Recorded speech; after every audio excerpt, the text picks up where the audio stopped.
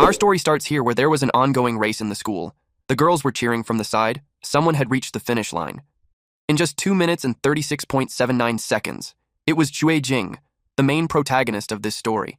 The girls immediately erupted into fangirling. He looked calm as he poured water over himself, which only made things worse. The girls couldn't help but squeal even louder. One girl walked up and offered him a towel to wipe off his sweat. She looked unreasonably happy when he accepted it. While drying himself, he checked the system panel.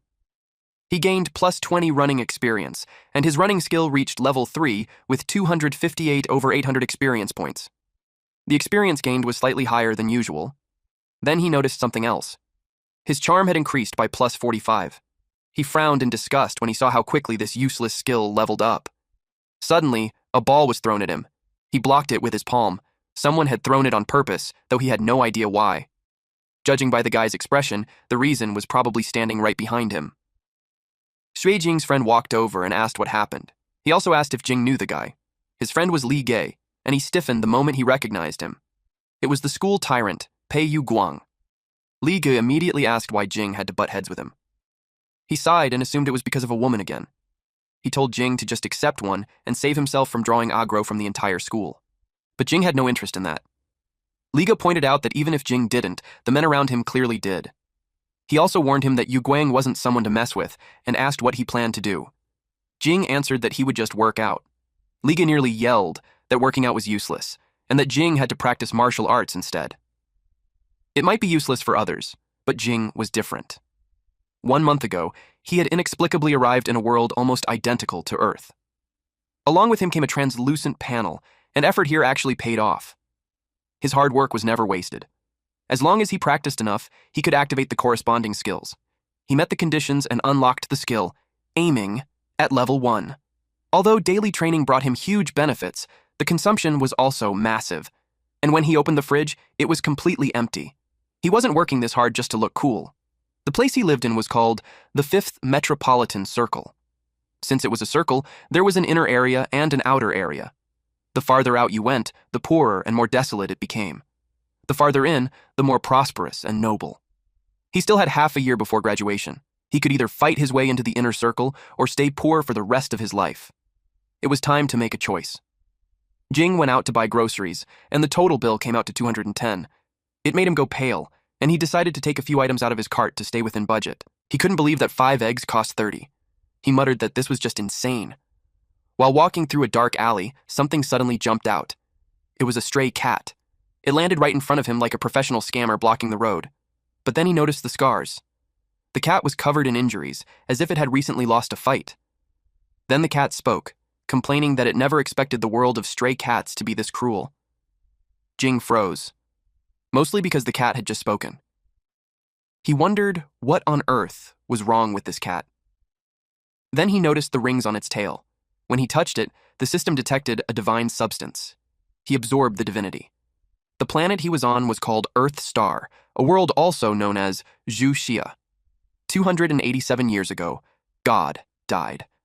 On that day, all humans on Earth Star witnessed the spectacle with their own eyes. They rejoiced. When the gods died, humanity finally stood on its own, and Jing would grind his way up until he became a god himself. At Jing's residence, he gave the cat some cat food, but it refused to eat it. In fact, it looked at the bowl with clear disdain. Jing was annoyed. He couldn't believe this stray cat wouldn't even touch it. Then he remembered something important. This cat could talk. He realized it wasn't just a cat. He headed to the kitchen and started cooking. As he worked, he gained plus 20 cooking experience. He chopped vegetables and cooked everything over high heat. Soon, he placed a green pepper and shredded pork rice bowl in front of the cat. The moment the cat saw it, it started drooling. It ate happily. Jing wore a smug expression, satisfied that he had been right. He realized the reason it could speak human language was simple. It wasn't a cat at all. It was a human who had turned into a cat. And as for the reason, he suspected it had something to do with the rings on its tail. Suddenly, the system notified him that divinity absorption was complete. The divine skill, Twin Life, was inactive, but required divinity for activation. 525 over 50. He had met the conditions, and the system asked if he wanted to activate it. There was no need to think twice. He clicked yes. The screen glowed brightly before notifying him that the skill Twin Life had been successfully activated. Jing frowned, unsure what it actually did. The passive effect of Twin Life granted him 2 lives. After death, he could choose a resurrection time within 7 days. The cooldown was 3 months. He stared at the panel in disbelief. This was basically resurrection armor. If the passive effect was already this powerful, then the active skill had to be ridiculous. Unfortunately, the active skill was still locked. It required divinity to unlock, and he was only at 25 out of 500. Jing glanced at the cat and briefly considered draining the rest of its divinity. But when he looked closer, he noticed how badly injured it was. That made him hesitate. Continuing to drain it now would be downright inhumane. So he decided to find another way. Still, he couldn't just let the cat go. He planned to head out first and search for clues related to divinity, and see what the cat would do while he was gone.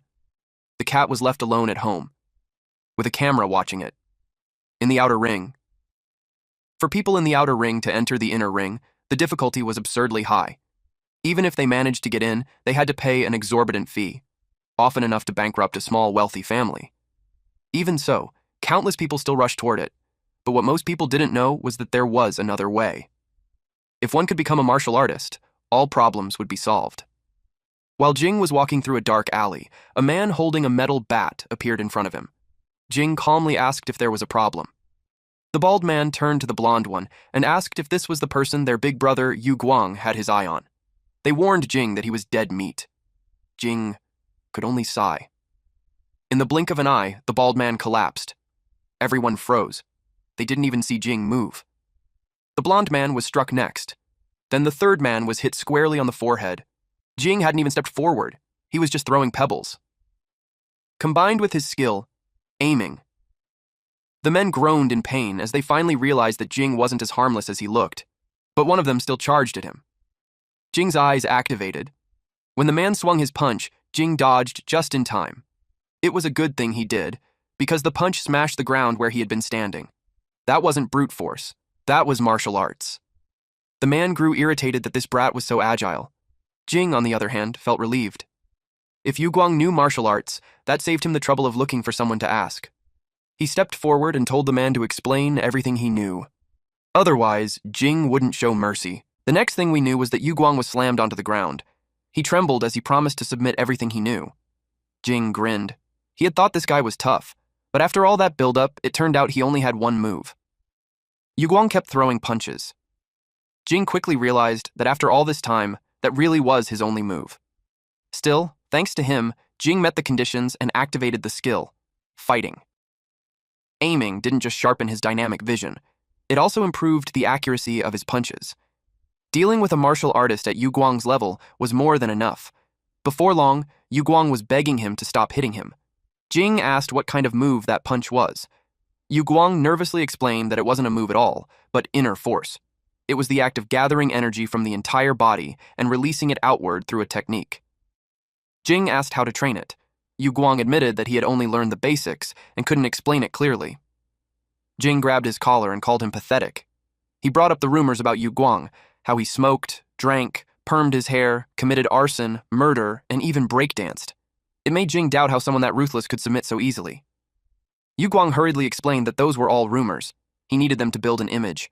If they were true, there was no way he'd still be in school. Jing slapped him and warned that if Yu Guang forgot today's lesson, he would beat him up every time they met in the future. He added that since Yu Guang liked bullying classmates, he was to write a self-criticism when he got back.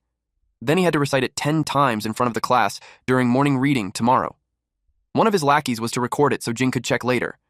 Yu Guang's face was swollen, tears dripping down as he swore he would obey everything Jing said. When Jing moved again, Yu Guang thought another beating was coming and screamed at him not to hit him anymore. But Jing only reached down and took his phone. He pulled up the dojo's address. Since Yu Guang couldn't explain inner force properly, Jing decided he would go there himself and ask. That night, at the city inner ring, Jing followed the map exactly. The system told him to turn right in 120 meters. The system notified him that he had experienced a battle. He gained plus 109 fitness points and plus 50 aiming experience. He felt refreshed, earning plus 33 health preservation. He also met the conditions to unlock the fighting skill. On top of that, he gained plus 68 battle experience. His stats updated. Fitness reached level 2 with 431 over 500 points. Health preservation reached level 1 with 269 over 300 points. Cooking was level 2 with 279 over 500 points. Running hit level 3 with 502 over 800 points. Charm stood at level 2 with 398 over 500 points. Aiming reached level 1 with 208 over 300 points. And fighting unlocked at level 1 with 68 over 300 points. Normally, grinding hard at the gym for an hour only raised fitness by around 200 points. This single, not-so-tough fight gave him far more than regular exercise, and even unlocked a new skill.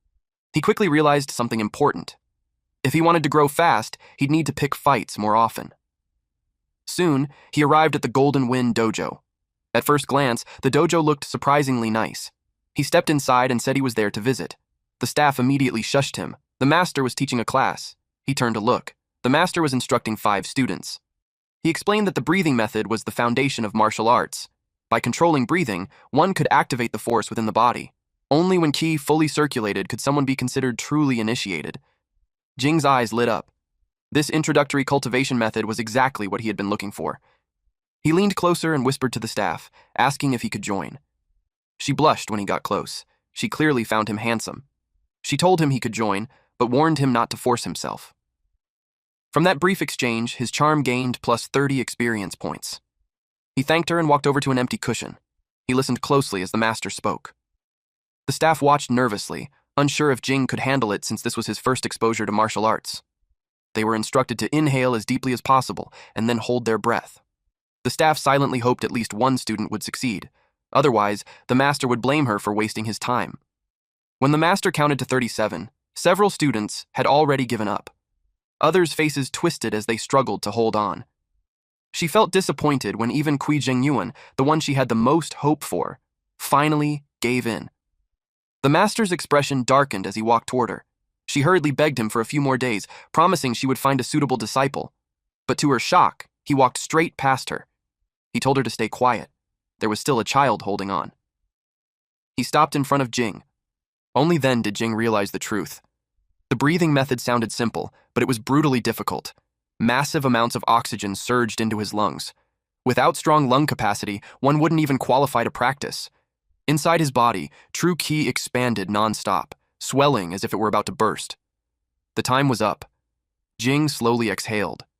The system notified him that he had activated the skill Inner Force, now at 69 over 200. When he opened his eyes, the master and the staff were already crowded around him. They asked how he felt and whether he had any discomfort anywhere. He answered honestly. On the contrary, he felt refreshed. The staff asked for his name and then asked if he wanted to join the Golden Wind Dojo. Suddenly, the glass window shattered. Something burst inside.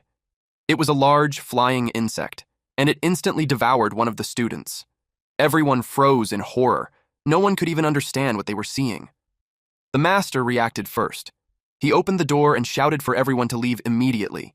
He called for the staff member, Zhang, to help maintain order. Blood sprayed everywhere. The monster turned its attention to her next. Jing didn't hesitate. He rushed forward to save her. They crashed to the ground together. Pinned beneath him, she strangely felt relieved and a little happy. She even wanted to be pinned down by our boy forever. Jing's charm increased by plus 20 points. In that moment, he remembered what Yugang had once said. Inner force gathers energy from every part of the body, then releases it outward through a single move. This was the perfect chance to test it. So Jing did. The large beetle-like monster rushed straight at Jing. He punched it in the head. The impact released a violent wave of wind. Jing hoped this thing wasn't like a cockroach, able to withstand hundreds of times its own body weight. If it was, then brute force wouldn't work. He needed to concentrate all his strength into a single point. He adjusted instantly. The next strike crushed its outer shell. The system notified him that he had activated Inch Force, now at 80 over 200. The monster was blasted backward, hissing loudly. Its blood splattered across the room. Only then did Jing realize the truth. It looked terrifying, but it was far weaker than it appeared. Zhang stared at him in shock. The master, however, looked worried. Jing had only just grasped Qi force, yet he had released an enormous amount all at once. His body wouldn't be able to handle that kind of strain. The monster steadied itself and let out another furious hiss. Jing could tell. It still wanted to fight. He calmly declared that the outcome wouldn't change, no matter how many times it tried. Qi surged through his meridians and gathered in his arm. Pain followed immediately. His chest tightened and he suddenly coughed up blood. Something was wrong. The monster charged again. That was when Jing realized he had pushed himself too far. Alarm shot through him as he watched it close the distance. Then, unexpectedly, someone struck. In a single flash, the monster's body was cut clean in half. Jing froze in disbelief. A woman stepped forward and introduced herself. She was from the White Raven Squad, captain of Squad 838, codename Void Blade. Her team took control of the area and ordered all unrelated personnel to evacuate immediately. This was the first time Jing had ever heard of the White Raven Squad. To kill that cockroach-like monster in one strike meant only one thing. The people in this organization were terrifyingly strong. Voidblade glanced at Jing and quickly assessed him. He looked only 17 or 18, yet he had managed to injure the monster so badly, using nothing but his bare hands. On top of that, she found him very handsome. She began searching for a reason to recruit him. She walked over and handed him a note. On Sunday afternoon at 5 o'clock, she wanted him to go to the address written there. She promised she would tell him what he wanted to know.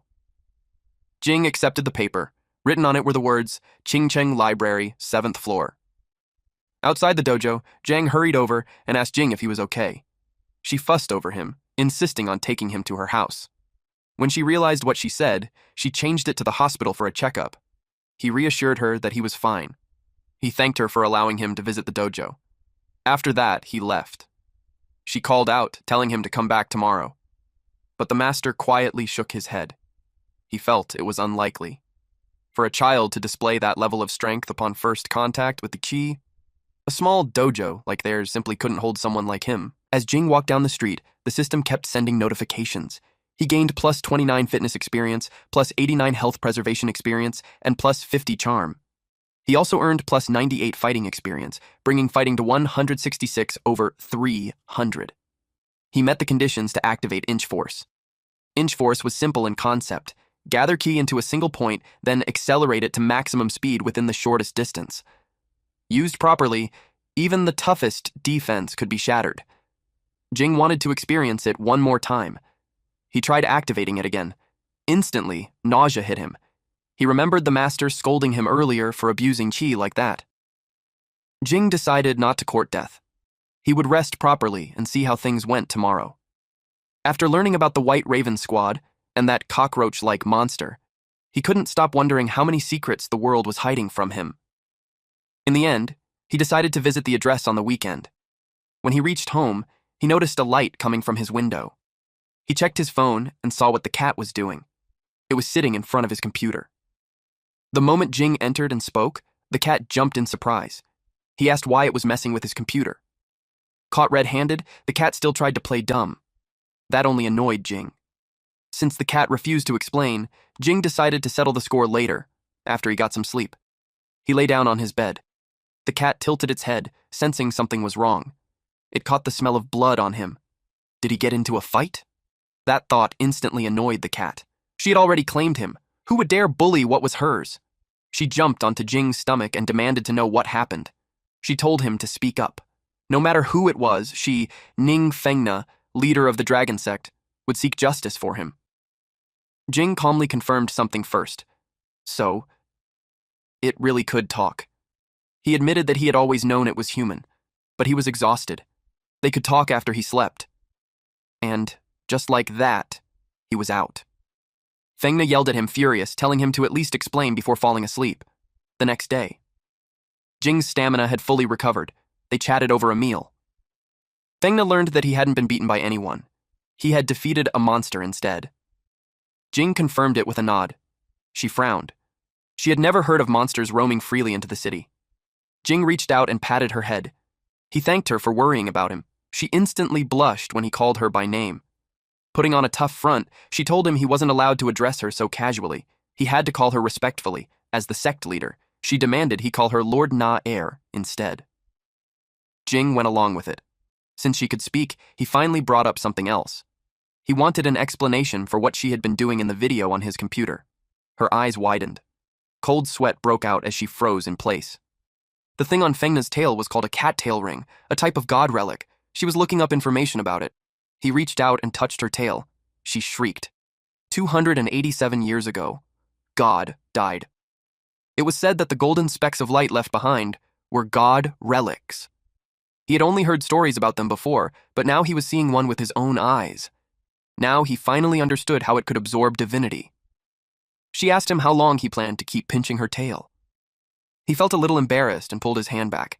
He asked if she was searching for instructions on how to use it. She said she didn't want to use it. She wanted to take it off.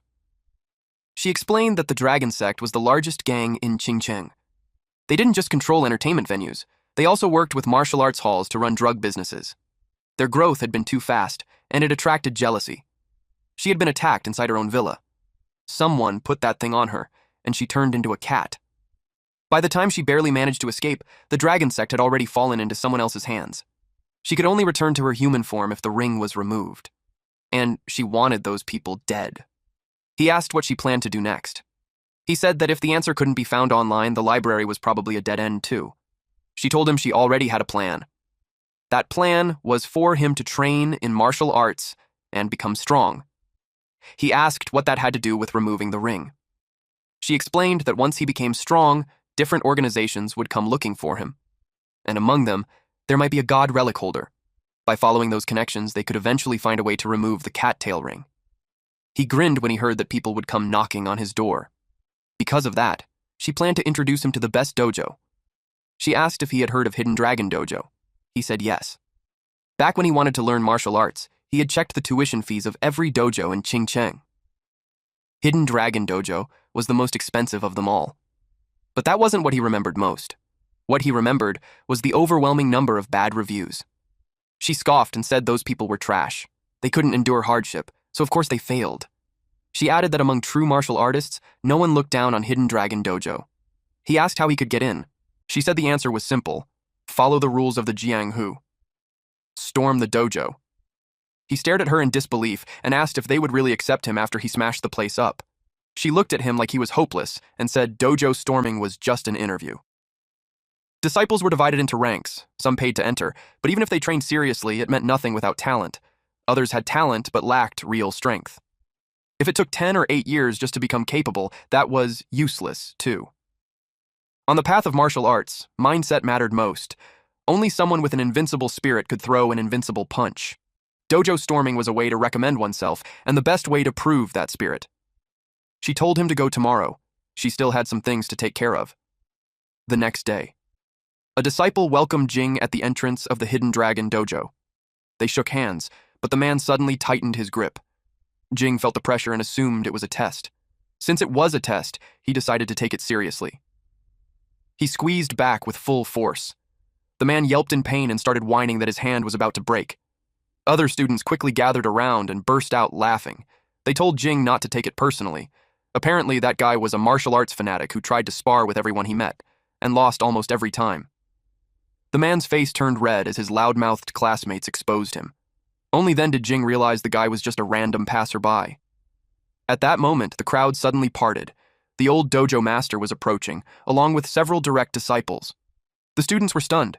Even the old master had come out, along with direct disciples who rarely showed their faces. Some whispered nervously, wondering if something big had happened, or if the dojo was about to shut down. The old dojo master was Meng Boshang.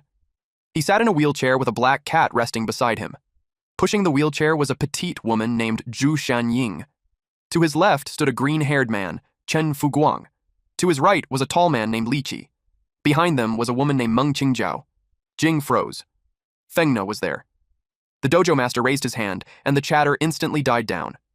He looked at Jing and asked if he had come for a dojo storming. Fengna gave Jing a quick wink. Our MC glanced at her and commented that she wasn't bad. The old master chuckled. It had been a long time since anyone dared to storm his dojo.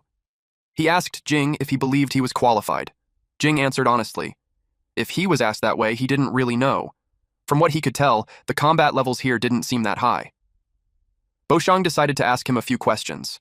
First was his name. Jing answered, then his age, 17. More questions followed. The longer it went on, the more nervous Jing became. The questions were starting to feel strange. So strange that it felt less like an interview and more like a marriage inquiry. The dojo master laughed and told him not to be nervous. It was only natural to ask these things when meeting a future son-in-law. Jing leaned closer to Fengna and whispered, asking what was going on. She whispered back that she had no idea either. Zhu Shanying spoke up and addressed the dojo master as grandfather. She said that, qualified or not, they still had to fight first. She looked at Jing and told him she would go easy on him. Jing nodded. He was ready. The disciples were stunned. Their little senior sister was actually stepping in herself. In their eyes, the kid was finished. Fengna puffed out her cheeks and complained that they were still fighting when it had already turned into a marriage interview. Shanying warned him to be careful. Fengna felt a spike of worry for him. A target marker appeared. Shanying threw a punch, but Jing dodged it cleanly. He immediately grabbed her wrist and flipped her onto the ground. The impact left her dizzy. Fu Guang narrowed his eyes and commented that Jing's dynamic vision and grappling position were very precise. He said Jing's movements reminded him of his own style when he was younger. Boshang laughed happily. He praised Fengna for finding such a good seedling for an old man like him. Fengna replied proudly that it was only natural, though deep down she had been nervous for Jing just moments ago. Jing turned to the dojo master and asked if his storming was considered successful. At the same time, the system notified him that he had experienced a battle where the weak defeated the strong. He gained plus 21 fighting experience, plus 121 fitness experience, plus 89 health preservation experience, plus 56 meow aim experience, plus 139 sports experience, and plus 50 charm. The dojo master declared that since Jing had defeated Shanying without any formal martial arts training, he was unquestionably qualified to become a direct disciple. He added that it was about time to change how Jing addressed them. Jing smiled. He greeted his master and his senior brothers and sisters. Fu Guang welcomed him as their 7th junior. Shanying looked embarrassed. She introduced herself properly and said she had underestimated him. She warned him not to get arrogant just because he won once. That was when Jing learned she had been the youngest direct disciple before he arrived. He thanked her for the guidance, and she responded with a scoff. A woman walked over and addressed him as Young Master Shui, offering to guide him through the procedures. Jing was confused and asked why he was being called that. Boshang explained that a direct disciple should never be looked down upon. From that day on, Jing was nominally an inner ring resident, so calling him Young Master was only proper. Jing asked if they could change the title. It made him uncomfortable. She suggested calling him Master Jing instead. Jing sighed and agreed. At the lounge, Jing sat on the sofa while Fengna rested comfortably on his lap. He told her that dojo storming wasn't as difficult as she made it sound. After all, Shanying went down in a single move. Fengna shook her head and said he was wrong. Shanying was actually much stronger than him. Martial arts wasn't about comparing numbers alone. Mood, condition, intelligence, decision-making, and even luck could all decide victory or defeat. Jing thought it over and realized that Shanying had underestimated her opponent. Fengna agreed. If that girl had been even a little cautious and waited for Jing to make the first move, the outcome would have been very different. But a win was still a win, and there was nothing more to argue. Jing admitted that luck played a big role and that he needed much more practice. He then asked where she went the night before. He wondered if she stayed at the dojo overnight. Fengna replied that to squeeze someone in, she had to go say hello to Grandpa Li. Jing asked why she called him that. She casually explained that Grandpa Li almost cuckolded her grandfather back in the day. Jing froze. So, he was basically a male mistress. A staff member soon handed Jing an identity authentication card and told him that starting tomorrow, he could enter by swiping it at the access control. Jing thanked her. The system notified him that he gained plus 20 charm. The next day, word spread the kid had trained through the entire night. They were talking about Jing. All were shocked by how strong he was. He gained plus 234 XP, plus 133 health preservation, plus 79 sports XP, and plus 89 inner force XP. His inner force upgraded to level 2. He also received a large amount of favorability, increasing his charm by plus 35. Boshang trained him without mercy. Jing was forced into a squat, while the old master told him to hold on a little longer. His inner force experience increased by plus 99. Just a bit more, Boshang urged, telling him not to waste the effort he had put in all night. The system notifications kept coming, plus 99 inner force XP again and again. The system congratulated him. His inner force had upgraded to level 3. The moment it ended, Jing collapsed to the ground, landing hard on his butt. He was drained. Boshang sighed in amazement and said that among the disciples he had accepted in his lifetime, Jing was the strongest. Before long, he would be able to cultivate the Hidden Dragon sect's cultivation method. Jing lay on the floor, breathing heavily. The moment he heard that, he forced himself upright and asked what level he needed to reach to learn it. Boshang stared at him, realizing this kid was a true martial arts fanatic. Boshang told him to hold out his hand. Jing assumed they were about to spar again. Instead, Boshang released a powerful aura. His eyes turned red. Jing felt a massive surge of true ki pour into his body. He had no idea what it was doing, and no way to resist it. Boshang asked what kind of sports Jing usually did. Jing replied that he mostly just ran and didn't do much else. Jing nervously asked if there was something wrong with his body. Boshang shook his head and said there was nothing wrong at all. In fact, Jing's body was terrifyingly perfect. Every muscle, every bone, every organ was balanced, as if molded by a god with obsessive tendencies. In simple terms, he was a martial arts prodigy. Jing knew the truth. It was all thanks to the panel. After activating the fighting skill, his body had transformed into this state. In a way, he really did count as a genius. He asked again if he could start learning the cultivation method. Boshang frowned and asked why he was in such a rush. He pointed out that Jing had trained all night, and his body was covered in injuries. Cultivating right now would be no different from courting death. Jing asked what he should do instead. Boshang told him to head to the lounge first. He would have someone send over the sleeping dragon ointment shortly. That night, someone knocked on Jing's door. It was Shan Ying. She had come to treat his injuries. Jing froze. He couldn't help but wonder why it was her, and whether she was here for revenge. Shan Ying told him to take off his shirt. Jing did as told. When she saw his upper body, her eyes lit up slightly. He was more built than she expected, and the reaction made him feel a little flattered. She told him to lie down. The system notified him of plus 45 charm. She ordered him to behave, lie still, and not move. She began applying the medicine to his body. Jing told her to wait. He honestly couldn't tell what she was trying to do. The way she moved made it feel like she was deliberately teasing him. She leaned in close as she spread the ointment across his chest. While she was on it, she revealed that she was actually competitive. His face heated up, but he noticed that despite everything, his self-control was still holding. While she's on top of him, she asked why he wasn't saying anything. Jing replied calmly that it was fine as long as she was happy. After a moment, she admitted that losing to him had been her own carelessness. Even so, she had felt unwilling and decided to use this chance to tease him a little in return. The system notified another plus 45 charm.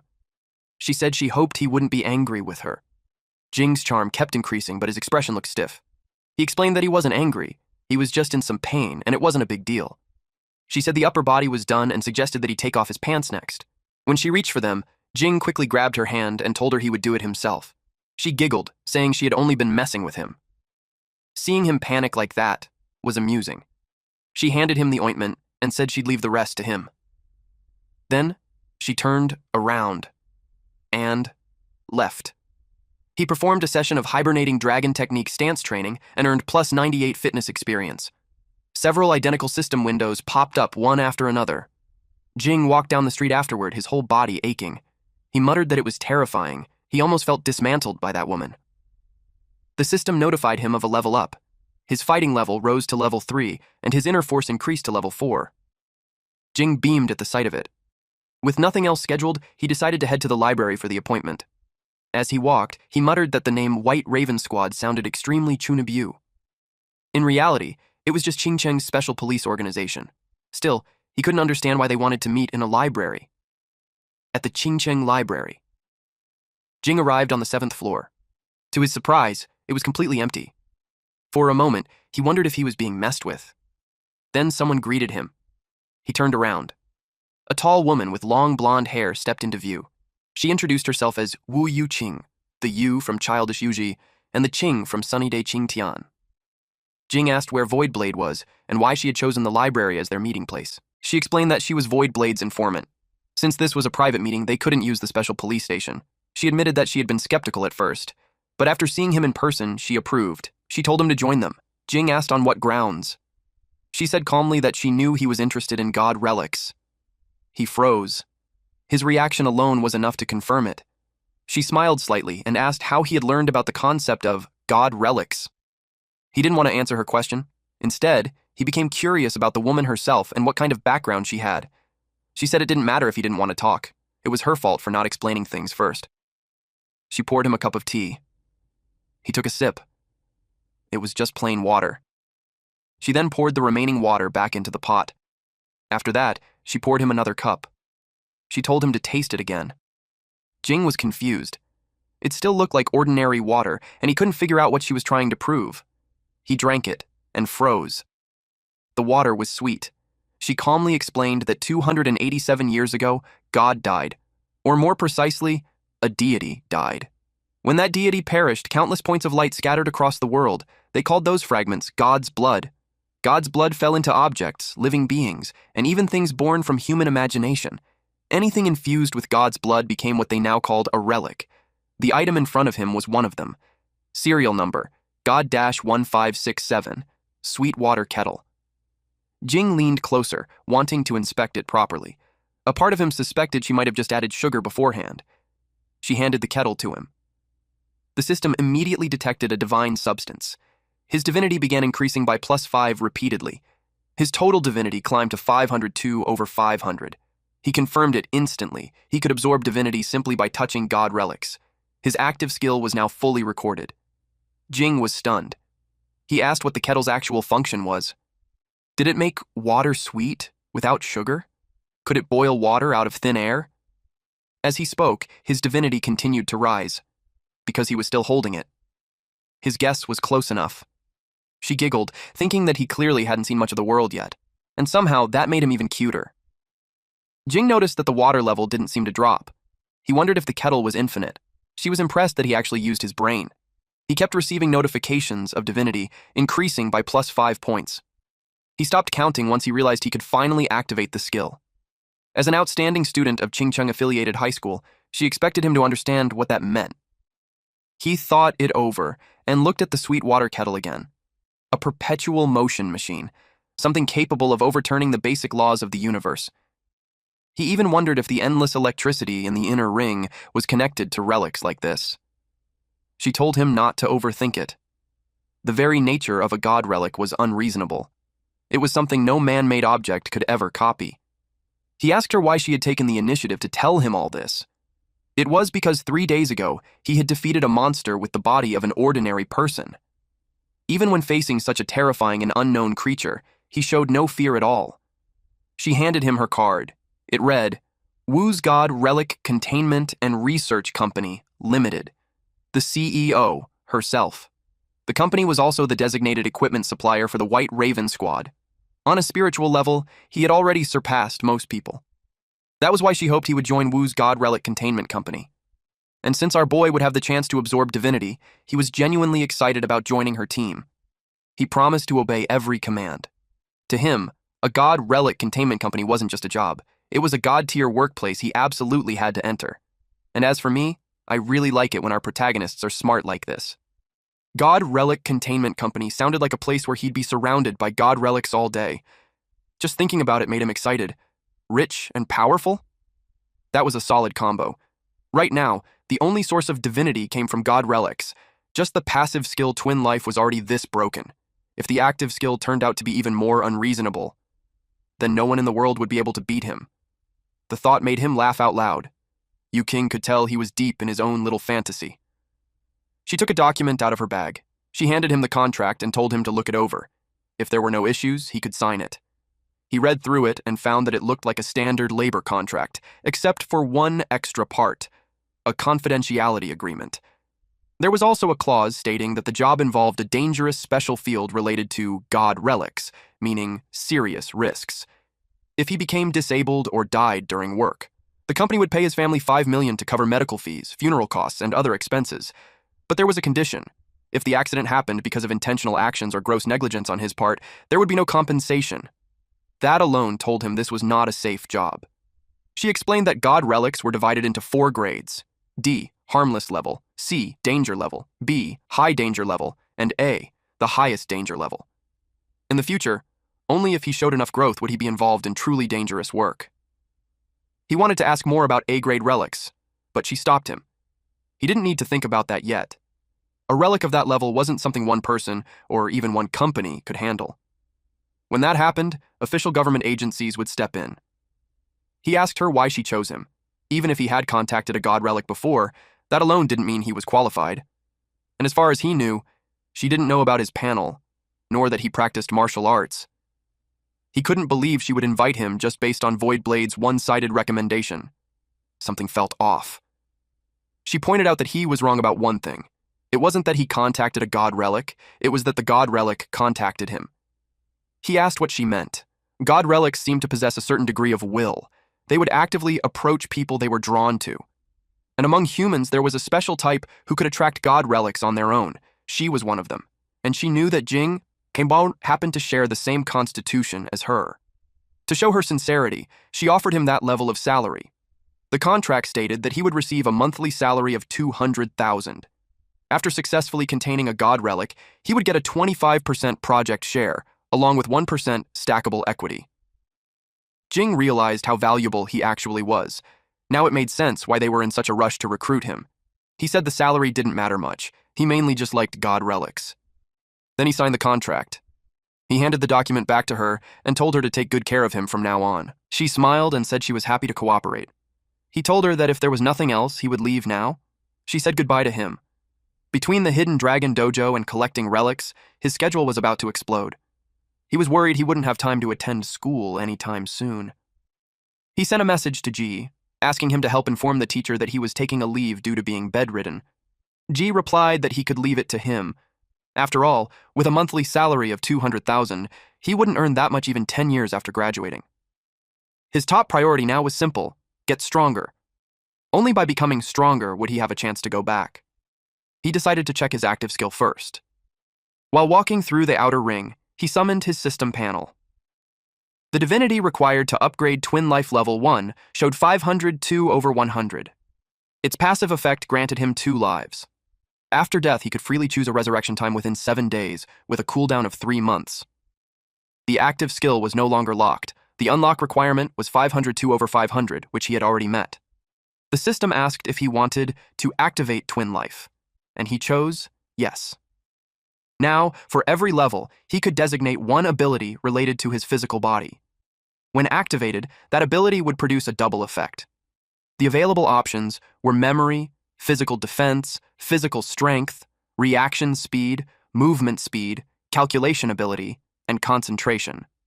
In short, if he chose physical strength, he would gain double strength while Twin Life was active. He already had resurrection armor, so doubling defense felt pointless. His body was already tough, and his main attack style relied on aiming rather than brute force. Then a saying crossed his mind. In the world of martial arts, speed decides the winner. He chose speed. He needed a proper comparison first, or he wouldn't know how strong the skill really was. From where he stood to the street lamp ahead, the distance was about 100 meters. He decided to run once without the skill and time himself. He started running. The result was 10.24 seconds. It wasn't great, but it wasn't terrible either. He decided to activate the skill and run back to see if there was any difference. He returned to the starting point and ran again. This time, he was so fast that only a trail of light remained behind him. His time was 5.12 seconds, exactly twice as fast. Now he understood. Twin Life wasn't just a gimmick. It had real substance. For an ordinary person, improving a 100-meter sprint from 20 seconds to 12 seconds was manageable with hard training. But beyond that point, every 0.1 second improvement required 100 or even 1,000 times more effort.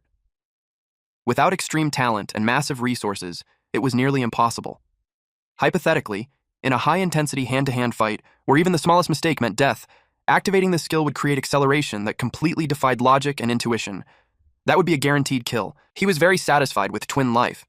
It ignored physical laws and natural limits, making it a truly divine skill that broke the rules. While his body was still warm, he wanted to test it a few more times. But to his surprise, the skill had already entered cooldown. From activation to now, only 20 seconds had passed. He realized he would need to use this ability very carefully in the future. He also had no idea when it would recover. With that, he decided to head home. After training all day, his entire body ached. When he arrived home, he planned to take a bath first, then enjoy a long, peaceful sleep. Tomorrow, he would still need to go to the dojo. His vision suddenly turned dark. The next day, he was lying outside near the staircase when his phone rang and woke him up. He realized he had been asleep for 6 hours. He had no idea why he ended up sleeping in the hallway. The first thing he did was check Twin Life's recovery. His eyes lit up when he saw that it was almost fully refreshed. Based on that, he quickly figured it out. Every 1 second of Twin Life usage required 1,000 seconds of cooldown recovery. If he used it to the limit, it would take around 6 hours to recover completely. Just then, a message popped up from Xianying asking why he still hadn't come to train. Only then did it hit him. He was late. He rushed off immediately. Eventually, he arrived at the Hidden Dragon Dojo. He burst the door open. Xianying was helping a student stretch into a split when she saw him. She immediately rushed over and said he arrived just in time. She grabbed his hand and pulled him to the center, announcing that they would spar to demonstrate the proper use of Jin force. The students started whispering among themselves, placing bets on who would win.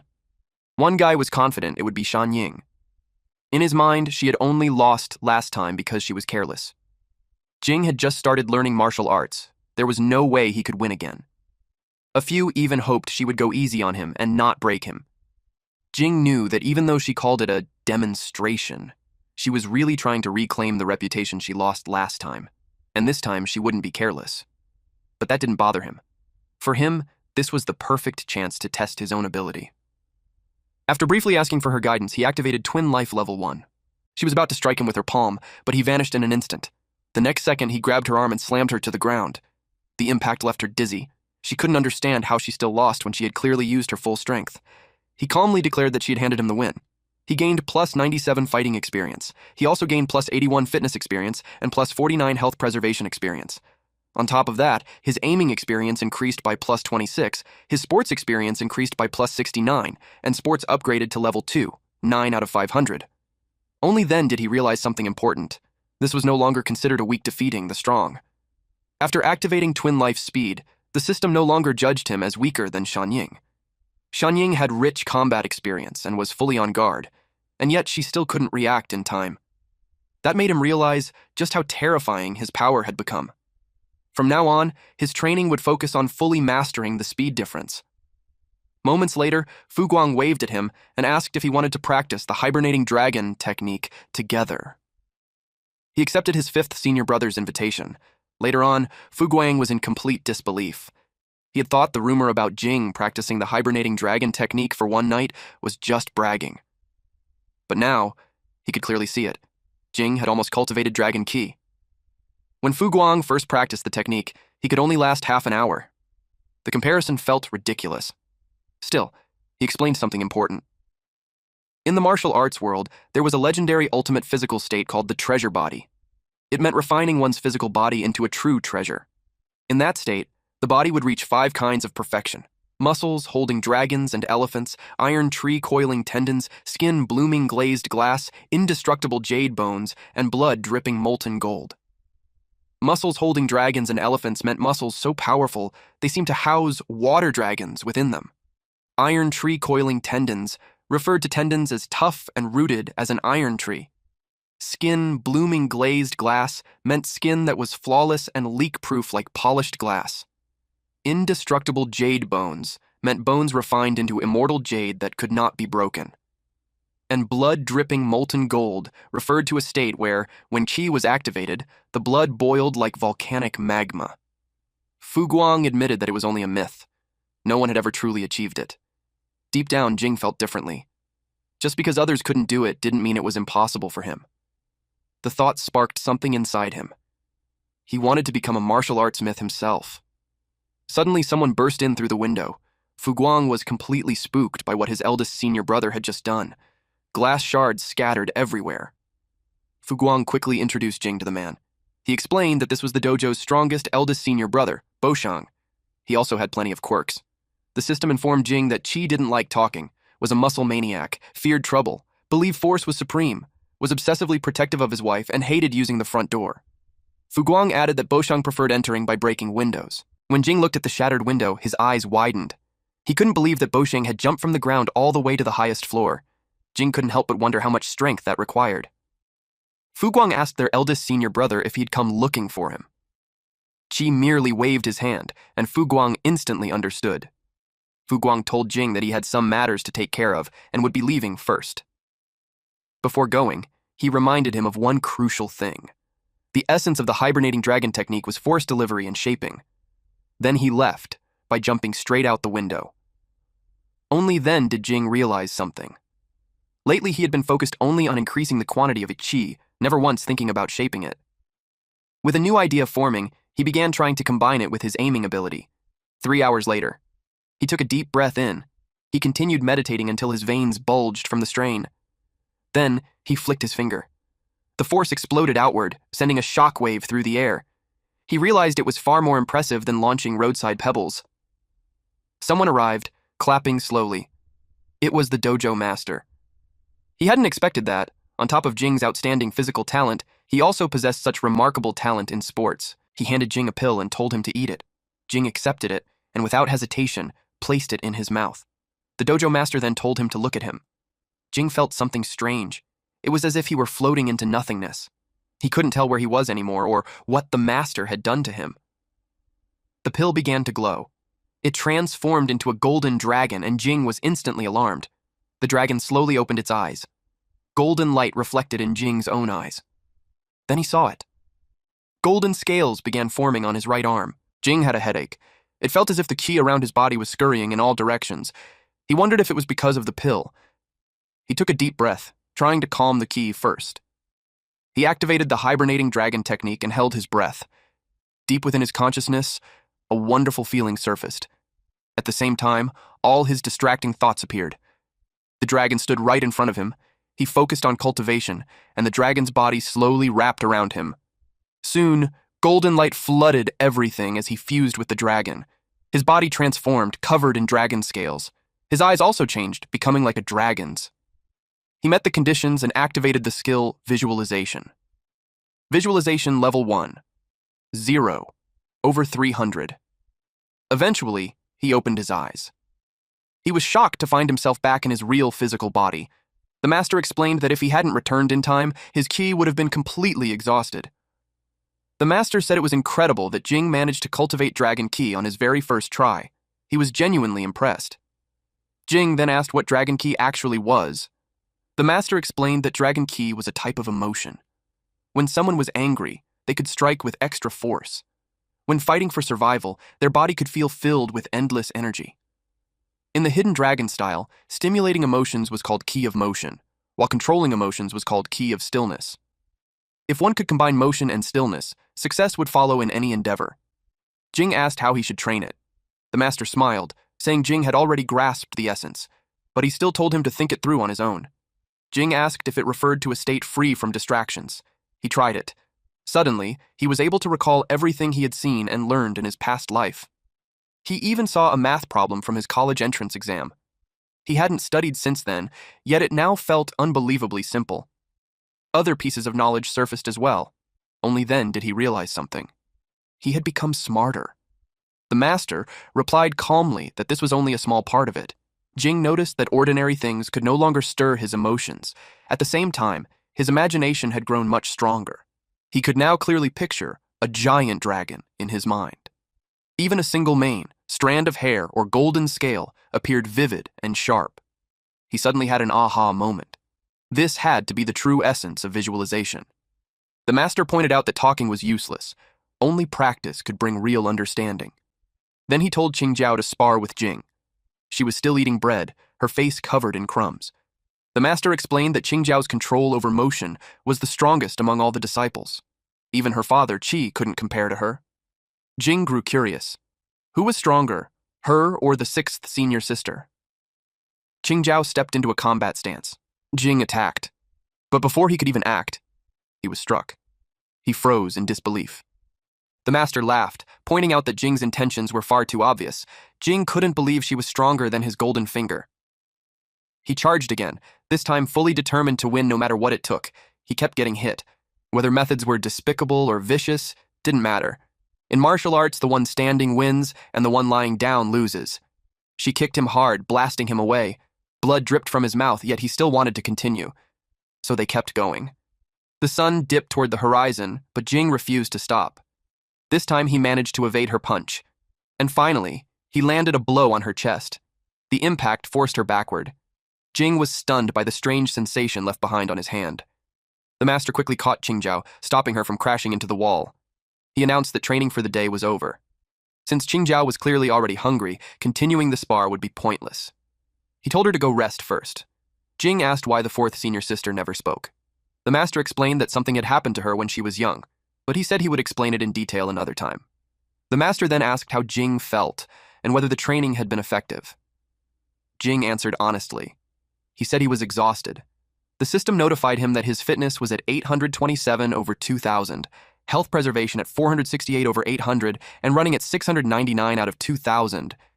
He added that he had never been this tired in his entire life, but at the same time, he had never felt this happy either. His charm was 66/1200, aiming 567/800, fighting 520/800, sports 217/1200, and visualization 251/300. He realized just how terrifying the fourth senior sister was. Sparring with her for more than 4 hours had boosted his experience by an insane amount. From now on, he planned to cling to her shamelessly. After that, he went back home. He brought Fengna some fried chicken. But she wasn't there. It was already late, which made him wonder where she had gone. Just then, he heard strange noises coming from the bathroom. Jing was puzzled.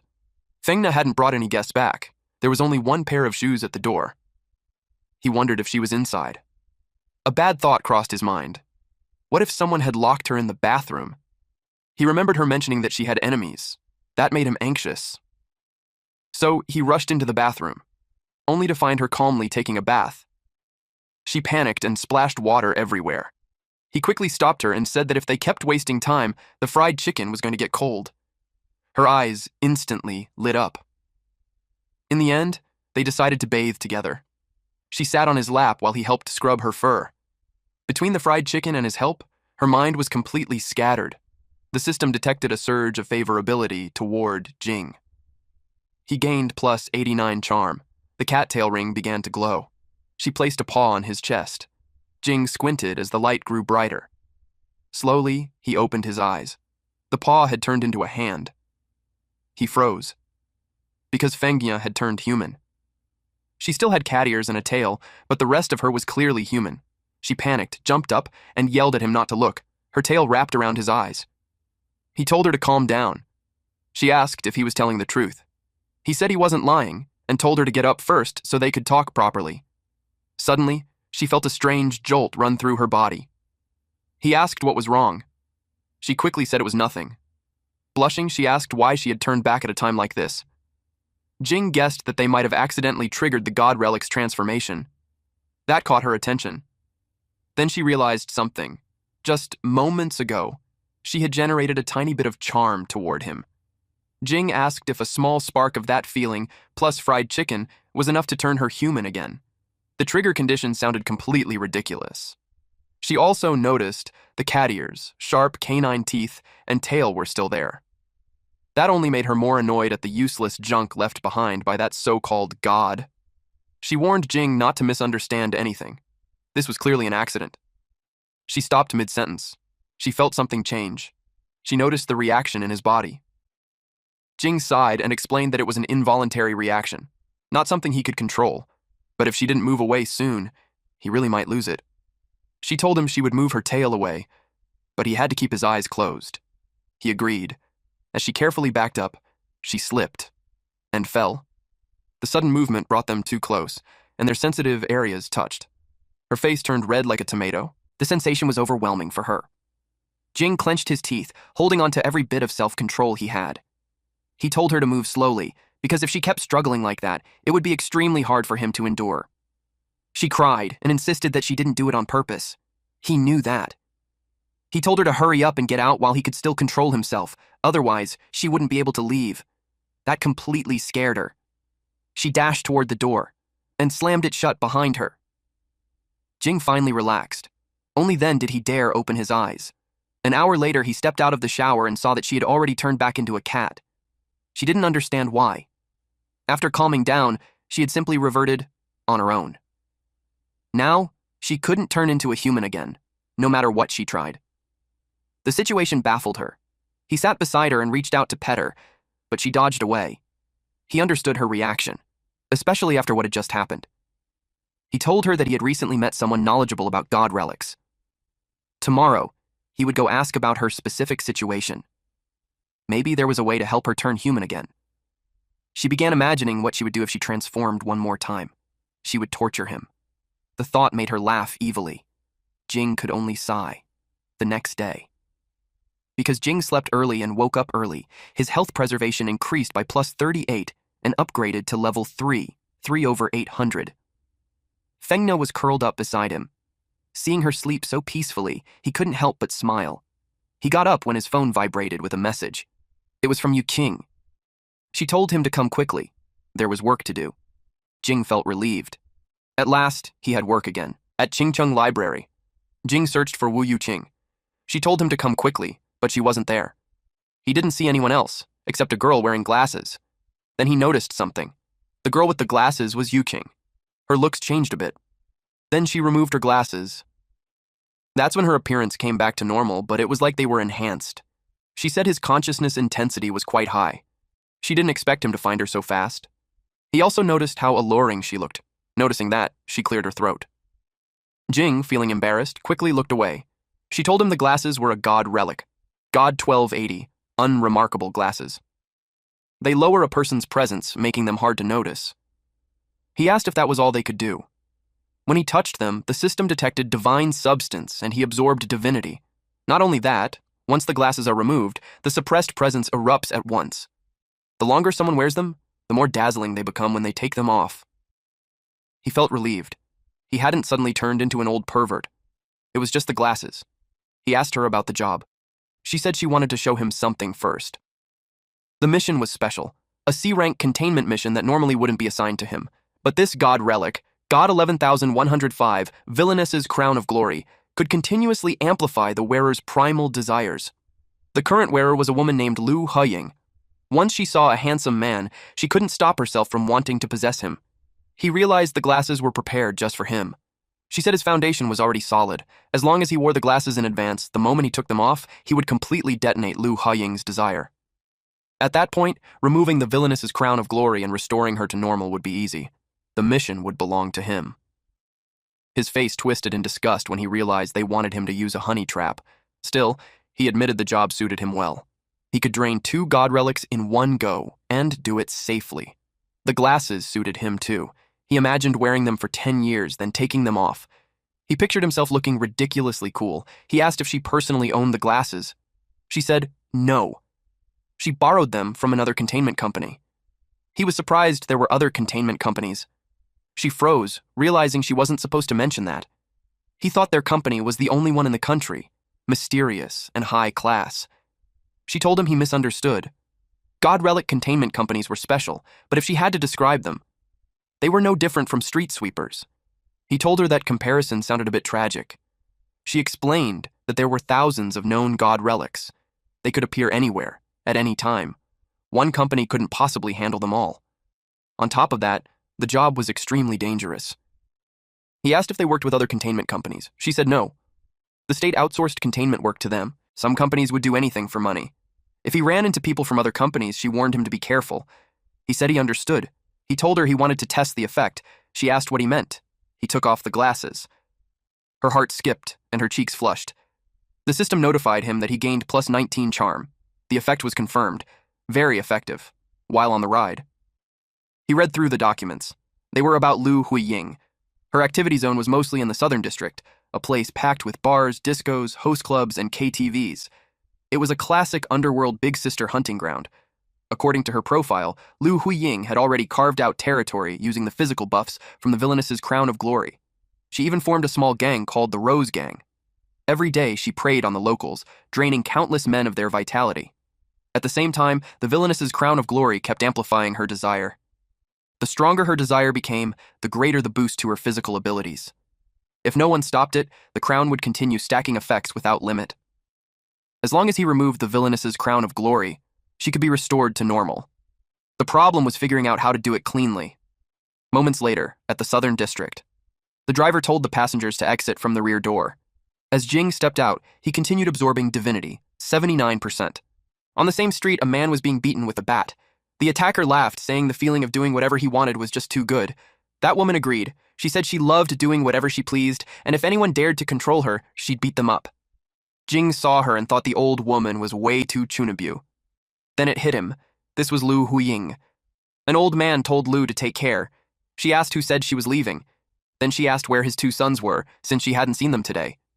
The man joked that if she wanted a man, he could call one for her.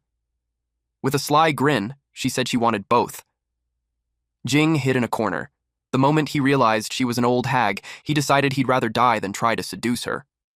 Some rowdy men showed up. One of them said that with Brother Duan stepping in this time, the crazy woman Lu was as good as dead.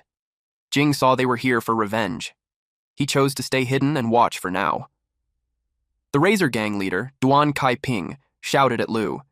He said he'd heard she'd been very arrogant lately. Lu Huying, the Rose Gang leader, asked who he was. One of the beaten men told her it was Duan Kai-ping from the Razor Gang. They blamed Kai-ping for beating them up. She looked him over and said his body was pretty good. She asked if he wanted to play with her. That set him off.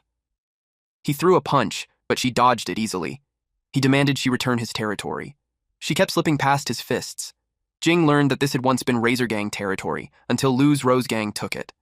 That was how the feud started. To him, this was clearly a gang war. The Razor Gang members rushed in, mocking her for only knowing how to dodge. The Rose Gang jumped in as well. Then one of them was struck in the head by a brick. Lu froze when she saw what happened to her little bow. The man she'd spoken to earlier was the boy's father, and he panicked when he saw his son hurt. That ruined her mood completely. Kai-ping smiled. She was finally serious. He unleashed his real skill. This time his attack landed. She slammed into the wall. Instead of backing down, her eyes lit up. Now she really wanted to trade blows with him. They charged at each other, and the scene exploded into pure chaos. Jing realized this thug named Kai-ping wasn't simple. He flattened his palm into a blade. His hand turned sharp, slicing iron like mud. Even so, Huying only suffered a shallow scratch. In terms of pure martial skill, Kai-ping was far stronger than her. But she was absurdly tanky. No matter how he struck, he couldn't really hurt her. She managed to land a hit with her bat, and it made him cough up blood. Jing received a notification. Divinity absorption was complete. Movement speed was activated. He could choose between physical strength, physical defense, reaction speed, calculation ability, concentration, and memory. He had chosen speed last time, so this time he paired it with strength. He was curious how strong he'd become after the upgrade. He picked his target and flicked a pebble. It flew like a bullet. When it struck Kai-ping's leg, bone shattered on impact. Jing could tell immediately. This wasn't a small increase at all. Lu looked around, trying to find who attacked. She shouted for him to come out at once. Kai-ping, on the other hand, was furious. He thought she had launched a sneak attack. He decided to retreat. Before leaving, his men warned her that they would come back for revenge. She admitted that those hits actually hurt quite a bit. Jing stepped out of hiding. She asked if he was the one who did it. Jing admitted it was him. She then asked if he had brought a gun. He replied, "Sort of," and assured her he wouldn't use it on her. He could tell at a glance that she had no real fighting method. Anyone could see she had never undergone proper training. So he decided to face her head-on, without ruining his looks. If things went badly, he planned to take off his glasses midway to control her instead. She laughed and said the only place he could deal with her was in bed. Jing closed his eyes and focused. The aura he released startled her. For the first time, she felt that he might actually be very strong. She asked who he was. He answered calmly that his name was Set. Jing activated Twin Life. He moved in a blur. He kicked Lu straight in the torso and slammed her into the ground. The impact shattered the surface beneath her. She barely had time to react before she saw his fist closing in. It struck her face head-on. He followed up with a flurry of punches, each one landing squarely on her face. The final blow sent her crashing deep into the wall. The impact was so heavy that even Jing felt his fist tremble. The noise drew a crowd. People whispered, wondering if a movie was being filmed. Even the wall had collapsed, and some worried Lu had been crushed underneath it. Everyone started to wonder who Jing really was. She stood back up. She was furious at the kid. The crown on her head released, an ominous aura. She told him he had truly pissed her off. Jing, on the other hand, was enjoying the fight. She swore she would smash him into meat paste. She swung her bat, but he slipped past it. He drove his knee into her face. Blood spilled from her nose. But there's this creepy smile on her face even after taking that hit. It's because she grabbed his arm and told him he wouldn't be able to run away now. Then, she froze in shock when he calmly placed a finger on her forehead. Our ultra super duper Giga Chad MC activated his aim and flicked her forehead. The force was ridiculous. She dropped her bat, clutched her face, and screamed that her eyes hurt. Jing remembered his master's words. Despicable or malicious, it didn't matter. As long as you win, any move is valid. Only the one left standing has the right to speak. And not just men. Women had weaknesses, too. Between the thighs. He kicked her there. She groaned and collapsed in pain. While she was crouched down, Jing clasped his hands together and raised them overhead. Then he brought them down with full force on her head, knocking the crown clean off. The impact caved the ground in, and she slammed face first into it. The crown rolled away across the rubble. The Rose Gang members saw everything. Their legs trembled so badly they could barely stand. Jing picked up the villainess's crown of glory. The system detected divine substance and immediately began extracting divinity as he snapped a photo of it. He reported to Yu-King that it had been successfully contained. He glanced at Lu and hoped she wouldn't suffocate face down like that. As for punishment, for all the evil she committed after wearing the villainess's crown of glory, he decided to leave that to the people she had oppressed during those days. He noticed the absorption speed had increased. He was about to check what changed on the screen when a man in a suit called out to him. Our MC turned his attention towards the voice. The man demanded that Jing hand over the item in his hand, saying he wasn't qualified to touch it. The divinity absorption had already reached 71/100. This was a critical moment. Jing couldn't allow any interruption, so he asked calmly what the man would do if he refused. The man released a terrifying aura and asked if Jing was looking for death. As the man stared at him, system panels popped up. Body level estimation, 1.7 to 1.9. Body mutation rate, less than 1%. Traces of martial arts cultivation detected, no obvious body part specialization. Combat mode, unable to calculate. Comprehensive danger level, 2.1 to 2.5. The man estimated Jing was only 16 or 17, likely living somewhere like the Outer Ring countryside, yet his level had already crossed 2. Even so, still too weak. While approaching Jing, he told him that he would give him one last chance, but then Jing aimed a kick straight at his crotch. He cursed him as a despicable martial artist who relied on dirty tricks every day, so he stayed on guard. But to his surprise, Jing suddenly fled, shouting that he was a pervert, since no normal person guarded against that move.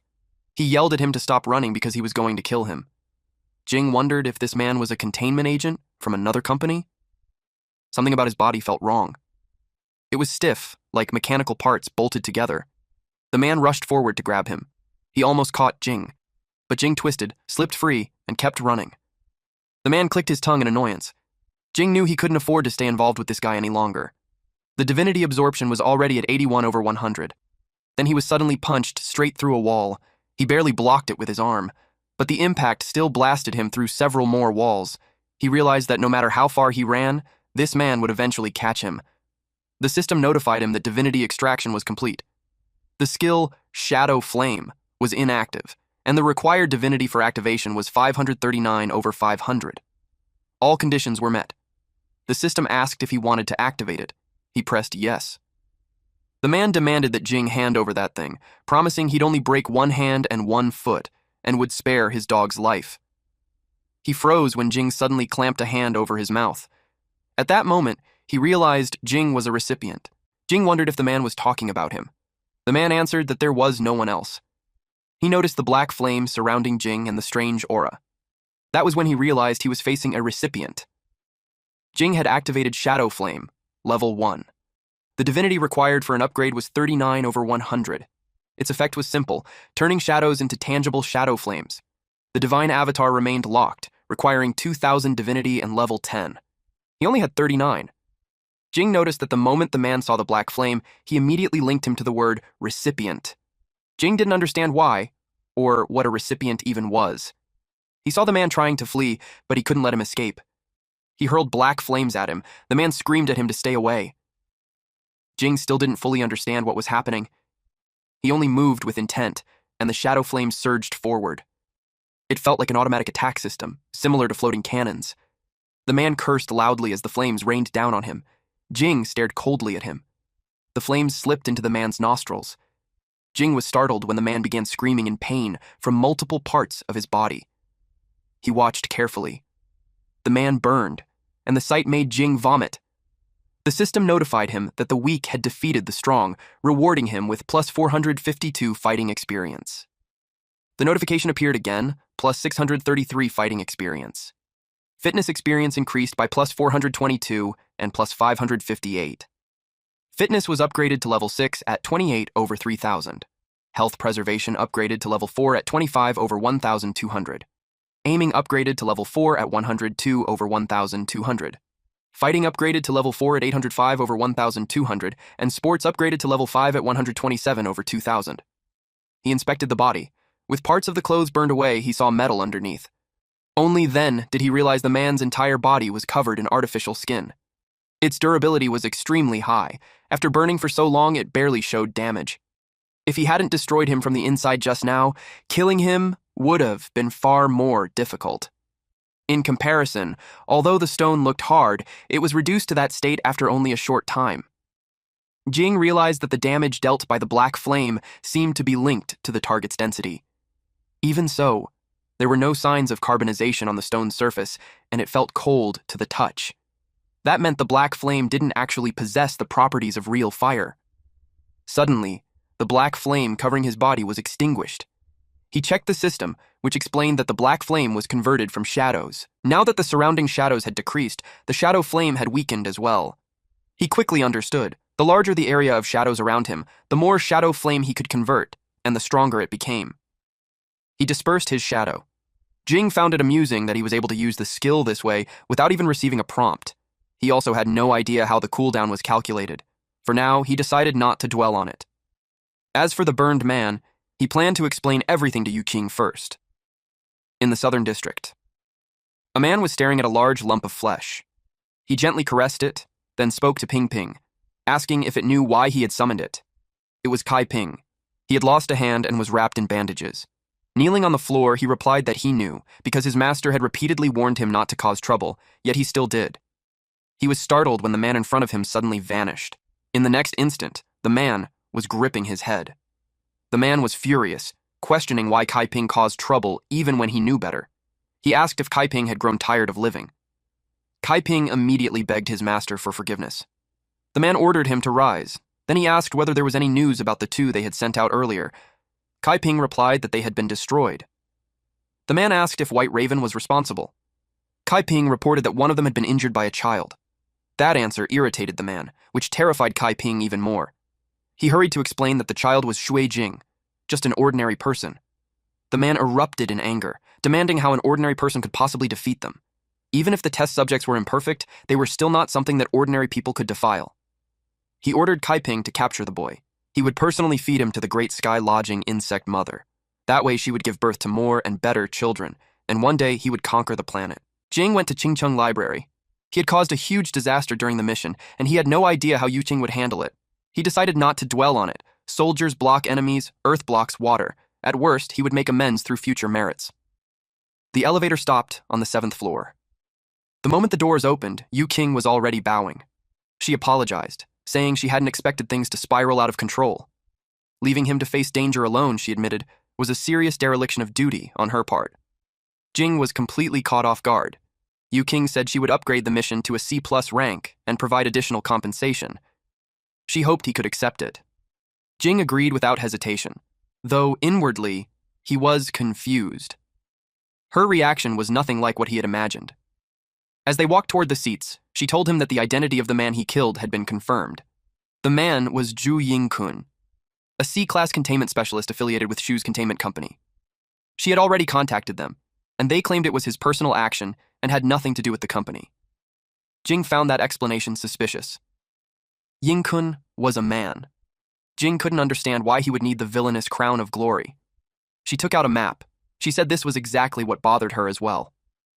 Shu's containment company was located in the inner ring. Sending someone all the way to the outer ring for a mission made no sense. On the surface, there were no flaws in their statement. Still, she believed there was more to the incident. She told Jing to leave it to her for now and advised him not to get too deeply involved. He understood. He almost forgot to hand over the villainess's crown of glory. He also asked whether she wanted the glasses returned. She told him to keep them. He might still need them for the next mission. Then she said that, compared to everything they had discussed, the strangest part was Ying Kun's autopsy report. Every internal organ in his body had vanished without a trace. She asked if Jing had done it. Shadow Flame was far too dangerous. Even though he didn't fully understand its principles, he decided it was better to keep its secret. He took off his glasses and, with a calm smile, said he couldn't tell her. Her face instantly reddened, and her heartbeat sped up. She quickly replied that if he didn't want to say, then he didn't have to. Everyone had secrets, and she respected that. Then she told him to put his glasses back on. Instead, he stored them away. It was just an artifact, after all. Then he asked what she had given him. She explained that it was a containment card.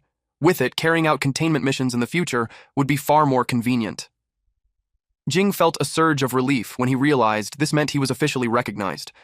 She confirmed it. When she snapped her fingers, hidden doors along the floor slowly opened. She told him that, aside from the privileges of official personnel, all the data stored in the library would now be completely accessible to him. She still had work to handle, so she told him to go inside and look around on his own. He waved goodbye and told her to take care. The first thing on his mind was finding clues about the cattail ring. He walked into the aisles. As he looked around, it felt like stepping into a world of its own. All the data was categorized by relic. He spotted God 018, Death Goddess's unreasonable favor. He hadn't seen it before, so it caught his interest. He tapped his card. Access denied. Insufficient permission. He tried another one. God 069, Cinderella Boy. The number was far back enough that he expected it to be accessible, but the result was the same. Denied. He tried several more relics. Still no permission. He kept circling the area until exhaustion set in. Nothing worked, despite Yu King saying everything here was completely open to him. A sense of frustration crept in. If this was the case, then the cattail ring might also be restricted. Even so, he decided to keep looking. Eventually, he saw it. God 1391, cattail ring. He silently prayed. When he tapped the card, the data opened. He almost sighed in relief. The relic's danger level was listed as B, which did not match the level of C-class containment personnel Sui Jing. Because of that, only the first 2 layers of data were available to him. He had always thought the relic merely turned people into harmless kittens, yet it was ranked alongside god relics capable of destroying entire streets. He pulled out a chair and sat down to read. The record stated that after wearing the ring for 1 month, the holder could freely switch between human and cat forms. He liked that. It sounded incredibly convenient. Another entry caught his attention. In a certain year, a doctor had let out a fanatical shout after seeing the cattail ring and went on to establish the alien god cult. That piqued his curiosity, so he searched for information on the alien god cult. After God died, the earth cracked open and major borderlands emerged from the fissures. As people explored these fissures more deeply, they discovered tools that could communicate with alien gods. Groups driven by their desire for power gathered and prayed to alien gods for blessings. These groups became known as alien god cults. Those who received gifts from alien gods were called recipients. Now he finally understood what recipients meant. He flipped the page. 200 years ago, an alien god cult known as the Lion Sage Sect attempted to make contact with the god Bastet. The god never responded. Not until a believer obtained God 1391 and transformed into a cat, finally receiving the goddess's blessing. But the blessing did not go to the believer. It went to the relic itself. From that moment on, the cattail ring gained even more mysterious power. As the fusion progressed, the wearer would gradually begin to possess Bastet's power, until they eventually transformed into the true Bastet. His blood ran cold. The Lion Sage sect would stop at nothing to retrieve the cattail ring, which meant only one thing. They would kill Fengna. Now he finally understood why Fengna had strongly urged him to go to the dojo back then. He could already picture what would have happened if he failed to grow stronger in such a short time. He was afraid that both of them would have died. He flipped the page and began reading about the fusion conditions of God 1391, the cattail ring. The first fusion required intense emotional stimulation. After that, the wearer had to repeatedly stimulate the same emotion to deepen the fusion progress. When he read those words, the incident from last time came back to him clearly. He shook his head hard, trying to force the memories away. They had become far too vivid. A grim look settled on his face as he realized they might have to repeat the same thing often if she wanted to turn human again. He had no idea how he was supposed to explain this to her. He continued reading and noticed more details in the book. God 1391, the cat tail ring had no side effects. The god relic only granted divine authority and nothing else. The only real danger was the Lion Saint sect. That part scared him for a moment, but knowing there were no side effects still felt like good news. He turned to the next page, hoping to learn what kind of power Bastet possessed and how the ring could be removed once worn.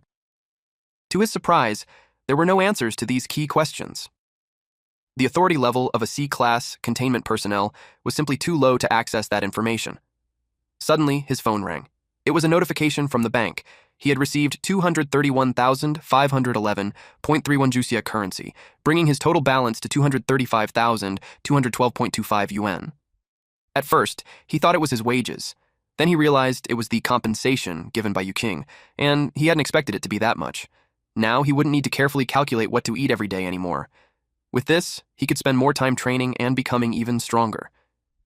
He planned to buy some expensive ingredients and cook a proper meal for Fengna, and when the time felt right, he planned to tell her the condition for turning back into a human.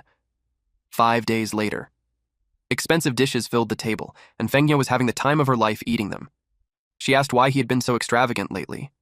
Then she asked if he had managed to earn some money. He answered that he used to be rich, which only confused her more. He explained that over the past few days, he had learned a technique from the master called the tremor armor technique. The technique itself wasn't the problem. The problem was the cultivation process. He had to take medicine during training, and after each session, he needed a medicinal bath. One set alone cost 40,000. Now, his bank balance has dropped to 8,011.03. He had practiced 5 sets in total over the past few days. He never expected 200,000 to vanish that fast. After doing the math, she said there should still be over 30,000 left, so she asked why there was barely anything remaining. He pointed at the food on the table. That made her feel a little embarrassed. She admitted that his filial behavior toward her was worth praising, but she still warned him to be more careful with money. Aside from the potions he mentioned, he would need to buy weapons and hidden weapons in the future. On top of that, proper formal wear was required to enter and leave high-end venues. Any single outfit started at over 100,000. He thought that price was insane. She told him that buying lobster or other luxury ingredients once a month was more than enough. Only then did he realize how many ways there were to spend money. Payday was still far away, and Yuking might not arrange work for him anytime soon. If he didn't find a way to earn money, he was afraid he'd be drinking the northwest wind again. So he started looking for jobs. He messaged Fu Guang and asked if there was anywhere short on people, since money had been tight lately. He said he was fine with being a bodyguard, carrier, or porter. Fu Guang replied that he had asked the right person. He told him to meet at the Hidden Dragon Dojo tomorrow afternoon to test whether he was qualified. After that, he noticed Fengna was still busy eating. She had cleared most of the plates. He shouted at her to leave some for him. The next day. At the Hidden Dragon Dojo. Our MC was cultivating. During his training, he unlocked a new skill called Soft Force. Fu Guang watched from the side and nodded in approval. In just 5 days, Jing had already trained the tremor armor technique to this level. That kind of progress meant potential. A student walked over and asked Jing if he could demonstrate a move since they were conducting a strength test. Before Jing could answer, Fu Guang spoke for him and agreed. He leaned closer and whispered that this was a perfect chance to test the results of his training and to let everyone broaden their horizons. Jing thought about it for a moment, then decided to give it a try. A student named Wen Zhaorong, whose punch force measured 201.3 kilograms, spoke up. He said Jing hadn't been at the dojo long and might not be strong in raw power, so he shouldn't force himself.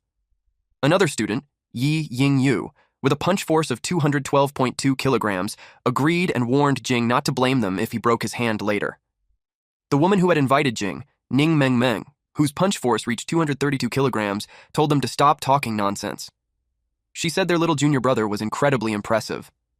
Jing stepped forward and punched the punching bag without any visible force. It looked like nothing more than a light tap. Ning Meng frowned, worried that he wasn't charging up properly. Zhaorong struggled to hold back his laughter. It was so quiet that everyone thought Jing hadn't used his full strength. They mocked him, saying he was afraid of embarrassing himself and was deliberately holding back.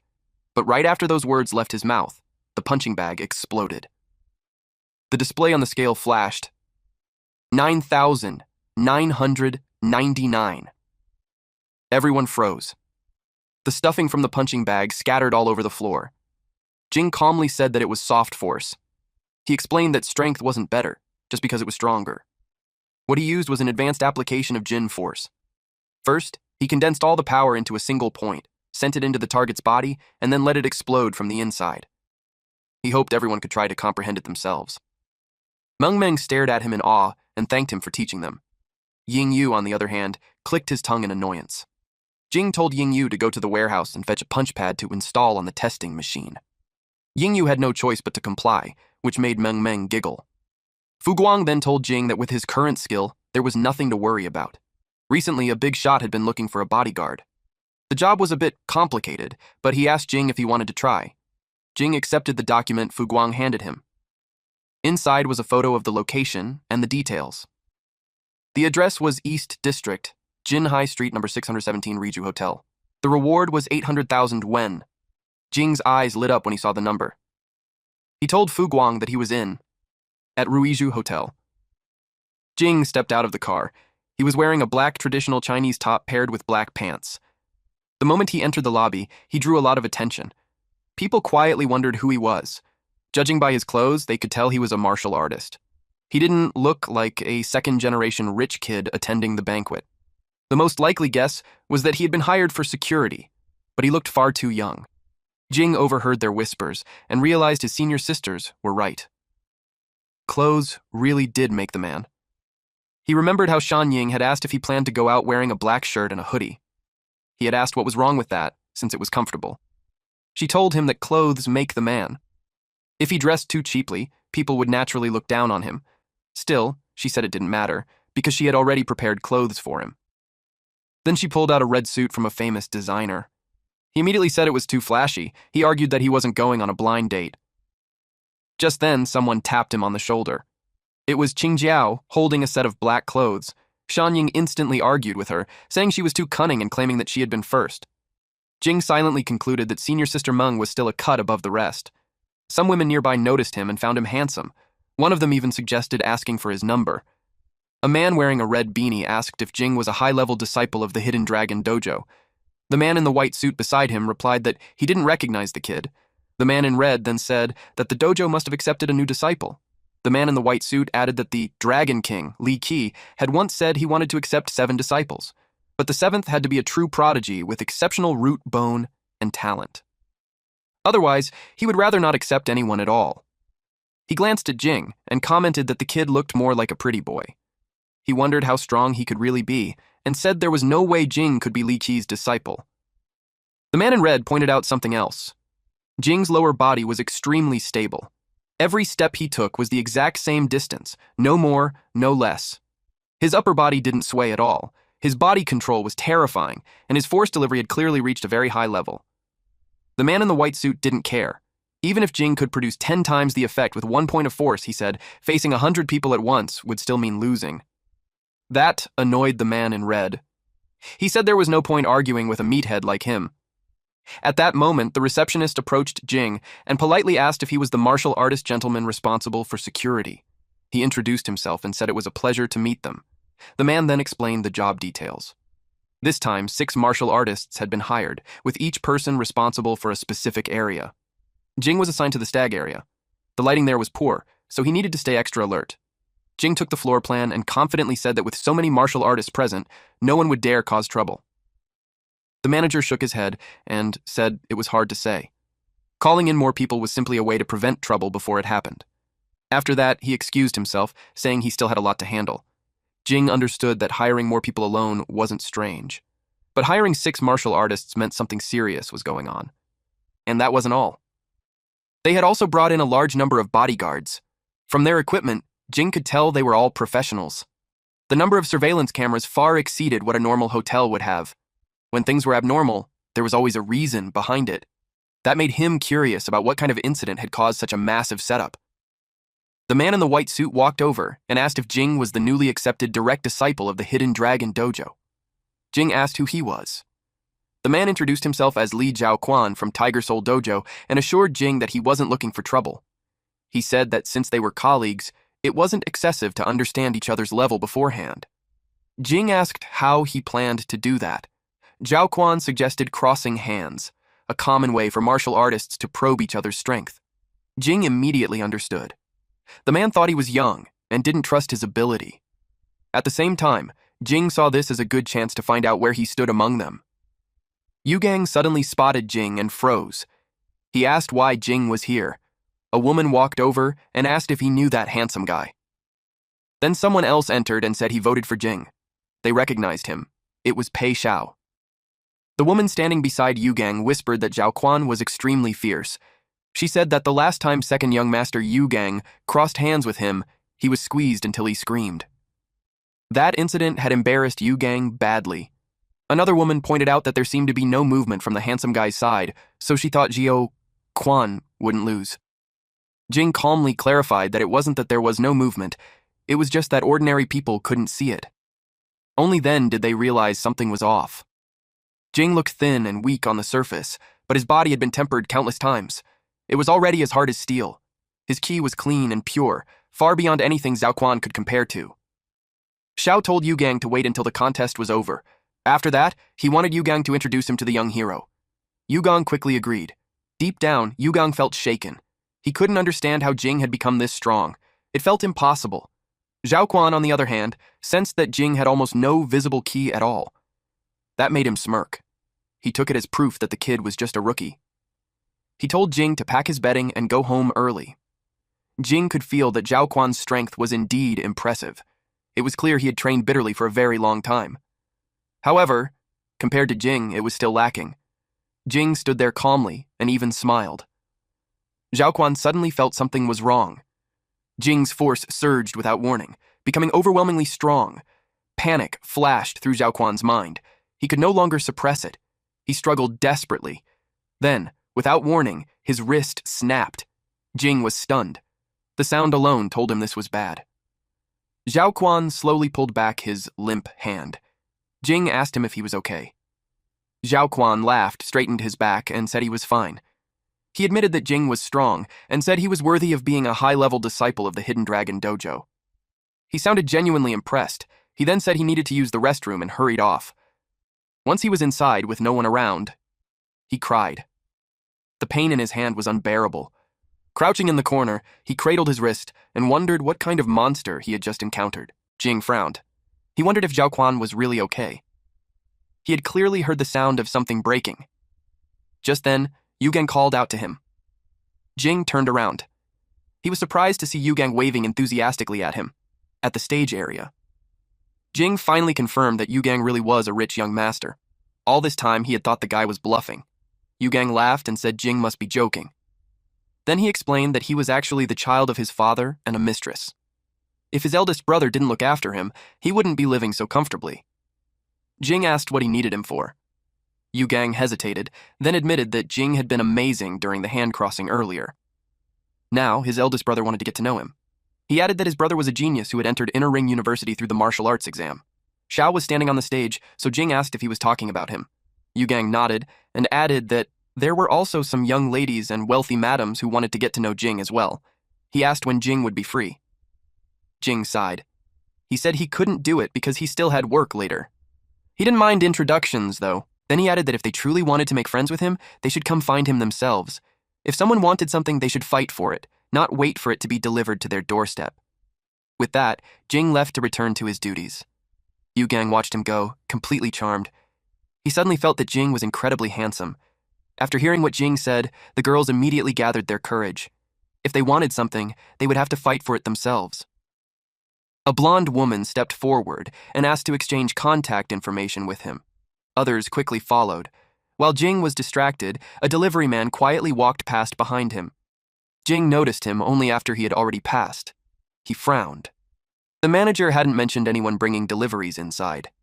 Jing was about to call out when the blonde woman grabbed his arm and insisted on exchanging contacts. She smiled and said she would teach him many things, then winked at him. Jing felt overwhelmed. Cornered by the crowd, he reluctantly exchanged numbers with them. At the same time, the suspicious man pressed a switch. A red light activated. Jing's phone suddenly glitched. He instantly realized something was wrong, and it wasn't just his phone. Without warning, the lights went out. At first, people thought it was a simple power outage. Panic spread when they realized even their phone flashlights didn't work. Their batteries drained instantly. They found it strange that none of the phones would light up. Someone suggested that everyone's battery might have run out. But deep down, Jing knew his phone had been fully charged.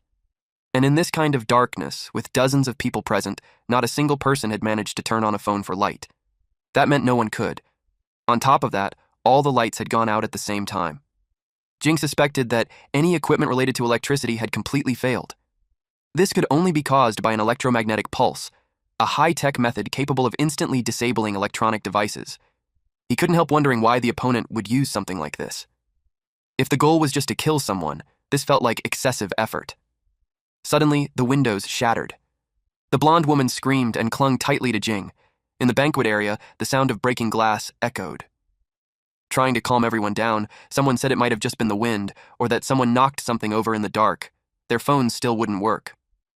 Another person started calling out for old Wang, saying he had been right beside him a moment ago. Yu Gang managed to light a lighter. Xiao immediately sensed that something was wrong. He ordered everyone not to move and told them to gather together, back to back. They followed his instructions. Then they noticed something move. While everyone's attention was drawn elsewhere, one person was taken away. When they realized what had happened, President Zhang was gone. Bloodstains were left behind. The formation instantly collapsed as people panicked and ran in all directions. Xiao stayed calm and shouted that it would be even more dangerous to run around blindly. Suddenly, something flew past him. The next moment, his cheek was grazed and blood began to flow, but when he looked ahead, there was nothing there. He sensed an attack coming straight at him and struck first before it could reach him. The blow landed and blasted the attacker away, but he was still caught off guard. Yu Gang shoved him aside to save him. Someone else took the hit instead. That person lost their upper body, and the remaining half sprayed blood everywhere. It was done by a massive insect. Xiao and Yu Gang were horrified by the sight. They shouted for everyone to run, but it was already too late. There was no exit. At that moment, Jing arrived and struck the monster. He asked what that thing was. The massive insect slammed into the ground. Green blood sprayed from its mouth. It was the same creature as the cockroach man. Jing felt relieved. All the effort he had put in recently hadn't been wasted. Otherwise, there was no way he could have knocked it flying so easily. The people who witnessed it were stunned. He had casually kicked that monster straight into the wall. Some of them hurriedly looked around for the other dojo bodyguards, but they were already gone. They had run away long ago. Yu Gang thanked Jing for saving his brother. Jing told him not to get close yet. That thing wasn't dead. The monster suddenly lunged at him. Jing sensed that its vitality was far more stubborn than last time. Had it evolved and grown stronger? He decided to test it first. If he couldn't handle it, he would retreat. He wasn't about to risk his life for that amount of money. He drove his elbow into its back. The creature was hurled across the room. A shadow flame ignited at the center of Jing's eyes. Now, it wasn't just the monster that could move freely in the dark. After that strike, the scene in front of him became clearer. He was using shadow flame dark vision. The skill had a night vision effect. The panel hadn't explained it clearly. Otherwise, he would have used it much earlier. In the darkness, they moved with ease. Zhao Quan stared in disbelief. Jing was actually fighting that monster to a standstill. But Xiao shook his head. On the surface, Jing seemed to dodge at just the right moments. But if one looked carefully, Jing hadn't retreated even a single step. Only then did Zhao Quan realize the truth. Jing was protecting them. Zhao Quan suggested that everyone leave. Staying there would only distract Jing and force him to worry about their safety. The others agreed. They could call the police and get help outside. Jing watched them exit and felt relieved. Now, he could finally let loose. He looked at the monster and said it seemed to be enjoying itself earlier, so he would keep it company. The creature flapped its wings. Then it charged at him. Jing was caught off guard. The monster still had a hidden trick. Its speed had increased dramatically. The monster hesitated when Jing suddenly vanished. In response, it released a thick, dark mist. Jing was startled. He had no idea what was happening. In front of him appeared a revolving lantern, replaying fragments of his memories. For a moment, He even wondered if he had died at the hands of a mere cockroach man. But that made no sense. After spending so much money learning martial arts, there was no way he could lose to something like this. Something had clearly gone wrong. He felt himself fall, and his head hit something hard. When he turned his head, he saw a familiar dragon. At the same time, the monster slammed into his torso, but it froze. A powerful force had formed in front of Jing's chest. When Jing opened his eyes again, they were different. His pupils looked like they were burning, and black-red smoke slowly seeped out. He decided to return the monster's attack. He used the hidden dragon-style killing move, Cloud Sealing Tail. The moment it landed, the monster's upper body was blown apart. Only the lower half remained, and blood sprayed everywhere. Jing felt like he had just realized something incredible. But then he noticed something else. It wasn't actually dead. He wasn't too surprised. It was a mutated creature, and at its core, it was still a cockroach. Even without a head, cockroaches could survive for 8 or 9 days. He remembered that its true weakness was the ganglion beneath the esophagus. He reached in and pulled out the ganglion. Looking at its size, he wondered if ordinary cockroaches really had something that big. He nearly threw up. Yugang cautiously asked if it was over. They saw that the monster had finally stopped moving. Someone announced that Jing had killed it. Another person immediately asked which dojo he came from and shouted that he was willing to sponsor him with 1 million. Someone else raised it to 2 million and even urged Yugang to introduce them to Jing. The man in the red beanie showed up again and teased Zhao Quan, saying he admired him for daring to provoke someone like that. Zhao Quan was red with embarrassment and told him to stop. Deep down, Zhao Quan felt nothing but relief. The young hero hadn't even used 1% of his strength when they crossed hands earlier. Thankfully, Jing had shown mercy and hadn't crippled him on the spot. Jing urged everyone to take this chance to leave as quickly as possible. He had a strong feeling that this matter wasn't that simple. Yugang finally noticed Jing's injuries and was shocked. A man walked up to Jing and asked what he meant by those words. Jing looked at him and asked who he was. The man introduced himself as Ye Chenglin, the host of the banquet. He asked if Jing was implying that the incident hadn't been an accident. Jing nodded. Based on what he had observed, this wasn't a normal blackout. It was an electromagnetic pulse, and it had been man-made. As for the monster, it was likely released on purpose, with the intention of killing everyone present. Chenglin's expression darkened. He said this had to be an organized and premeditated assassination targeting them. Furious, he swore that he would have his father investigate everything thoroughly. Privately, Jing felt something was off. They had installed an excessive number of surveillance cameras and hired so many martial artists, clearly anticipating danger, yet they still insisted on holding the banquet here. To him, the problem lay with them. He also noticed that the guests able to attend this banquet were far from ordinary. That made him wonder why someone would want them all dead. He could tell that Chenglin was definitely hiding something. Jing told everyone that although the monster had been killed, the danger was not over. He urged them to leave as quickly and calmly as possible. Staff members guided everyone to walk slowly and avoid pushing. Anyone who had a lighter was encouraged to use it to light the way. As they moved, Chenglin leaned closer and quietly asked Jing if he knew what that monster was. Jing replied that he was only a bodyguard. He would do his best to protect everyone's safety, but he didn't know anything beyond that.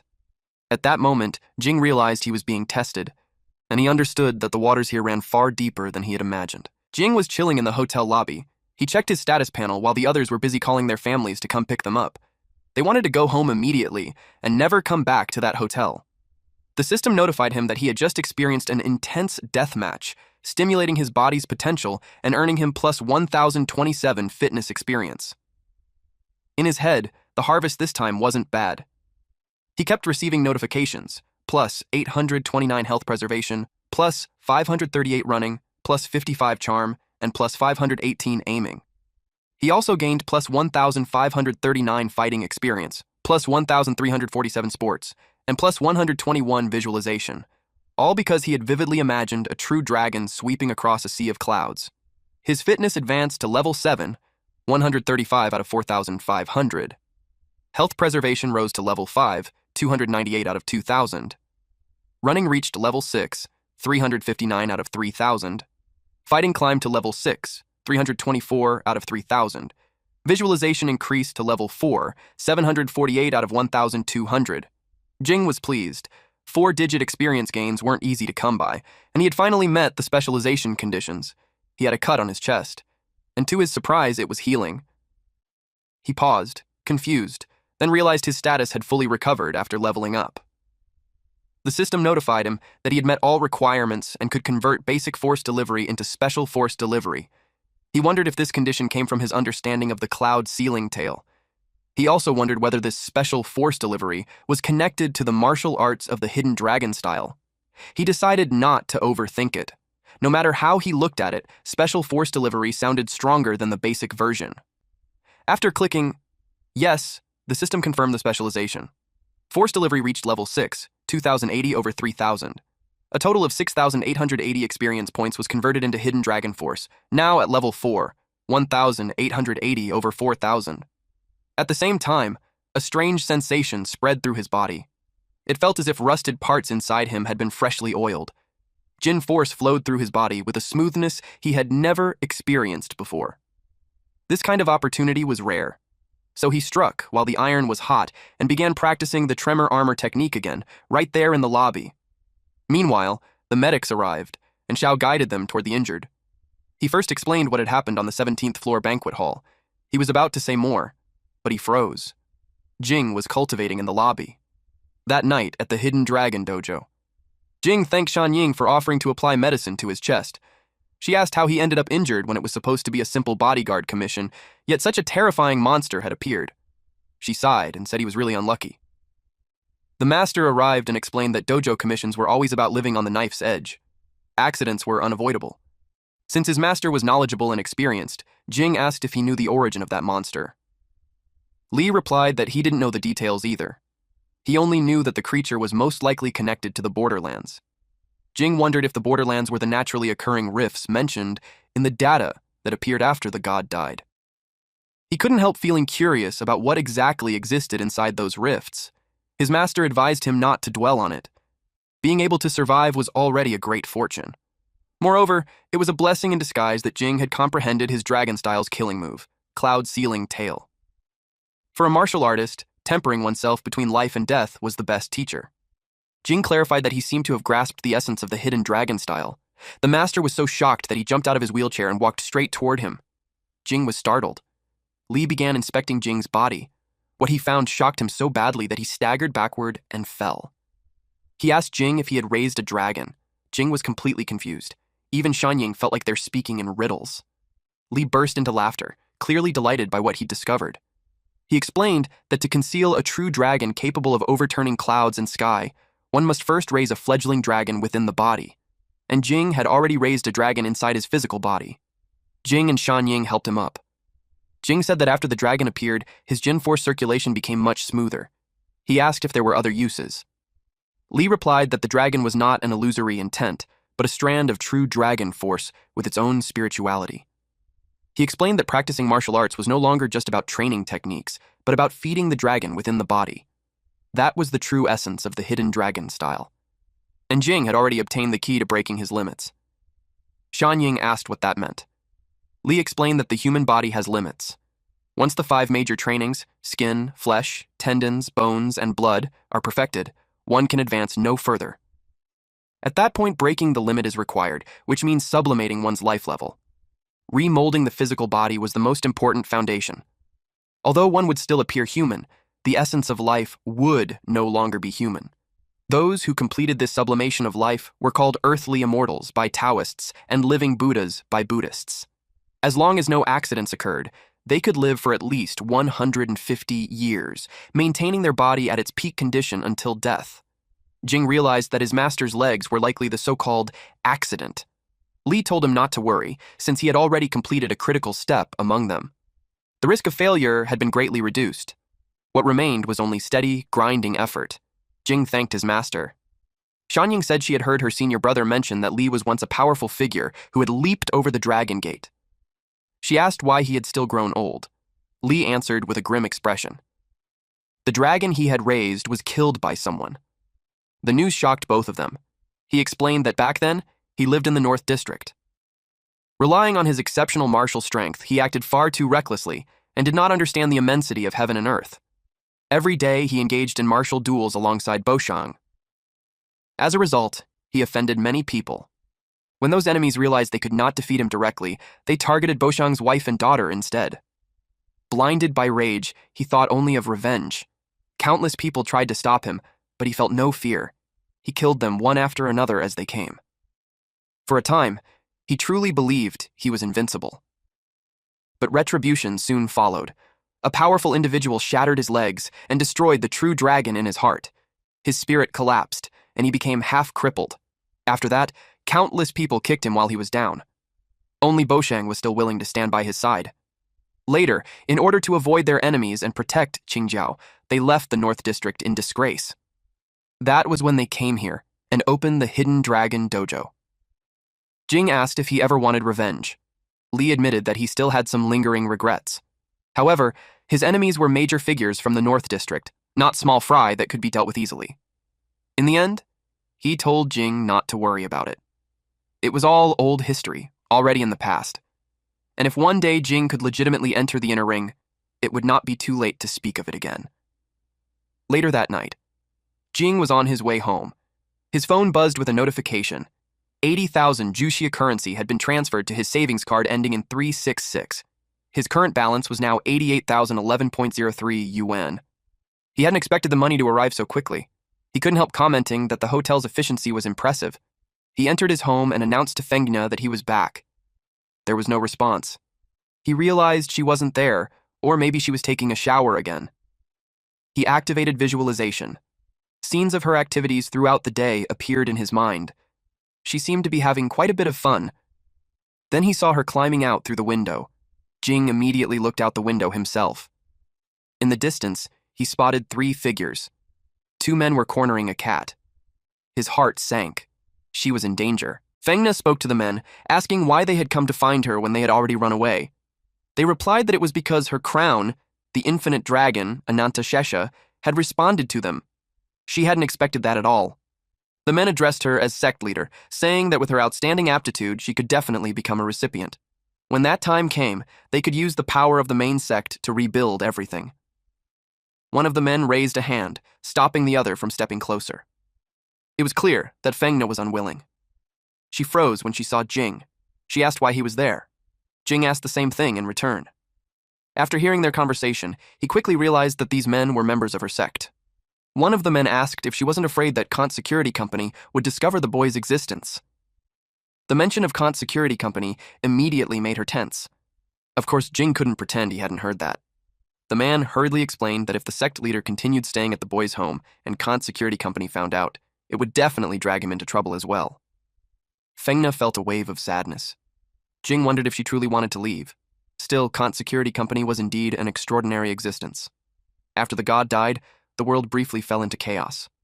The authorities lacked the power to maintain order, so they outsourced part of their law enforcement authority to various security companies, allowing them to build and develop their own armed forces. Kant's security company was one of them. Unlike the others, it expanded at an alarming speed, quickly becoming a behemoth with deep roots. Now, it was already beyond control. Originally, Fengna, after turning into a cat, had been hidden there well enough. But now that people from the dragon sect had tracked her down, the risk of exposure had greatly increased. But if Kant's security company really came, Jing wasn't afraid. Jing told the man that Fengna would not be going back. Fengna was deeply moved. The man asked Jing if he truly believed he could protect the sect leader. Jing replied that nothing had happened yet, so they wouldn't know the outcome without trying. The man scoffed and said Jing had no idea how terrifying Kant's security company was. Someone like him wouldn't last. Sending even a random squad would be enough to end him. Fengna shouted for them to stop. She said that if they hadn't come here in the first place, none of this trouble would have happened at all. She said she never wanted to be any dragon sect leader in the first place. It was all that dead old man acting on his own, forcing the title on her and treating her as some chosen heir. If they wanted to receive some so-called endowment, they could go take it themselves and stop coming to her. She was already out of breath from all the shouting. She added that if anything really happened, she knew Jing would protect her. She turned to him and asked if that was right. He answered yes. Then the two of them turned and headed back. The man clicked his tongue. Meanwhile, on the other side, at the location of the Great Sky Lodging Insect Mother, Kaiping's master remarked that he hadn't expected number 1 to be beaten to death by a 17-year-old high school student. Even when Cheng Xuan was 17, it would have been difficult for him to defeat number 1. This made him wonder if there truly existed a genius even stronger than Cheng Xuan. Kai Ping replied that the situations were different. When his little senior brother was 17, he had only been practicing martial arts for a short time. Kai Ping suspected that the person in the news had likely been secretly cultivated by the Hidden Dragon Dojo for many years, only to shock the world with a single feat. His master told him to forget about it. It didn't really matter. Although the expected outcome wasn't achieved, at least several people had died, which would serve as a warning to the governing council. He tossed the phone to Kai Ping, who answered the call. Then the master asked about the situation with number 9. Kai Ping reported that it had devoured number 7 last night as well. It had only been born for 10 days, yet its growth rate was terrifyingly fast. The master concluded that number 9 was currently the most cost-effective perfect specimen. All future feeding and production would be centered on number 9. He also instructed Kai Ping to find an opportunity to let number 9 go out and make an appearance. He already knew that the high school student mentioned in the news came from Qingcheng-affiliated high school. That school was Qingcheng's top high school. He said that if an incident occurred there, it would greatly increase public support for that bill. Kai Ping felt a chill run through him, but he still answered yes. It was a bright, sunny day. Jing was busy practicing martial arts to grow stronger and, one day, to solve all problems. Even if he couldn't solve the problems themselves, he could at least solve the people causing them. As he practiced, he envisioned himself destroying the Kant security company. The system notified him that he had completed a tremor armor technique cultivation. His fitness experience increased by plus 331. At the same time, when he activated visualization, the cultivation effect was greatly enhanced.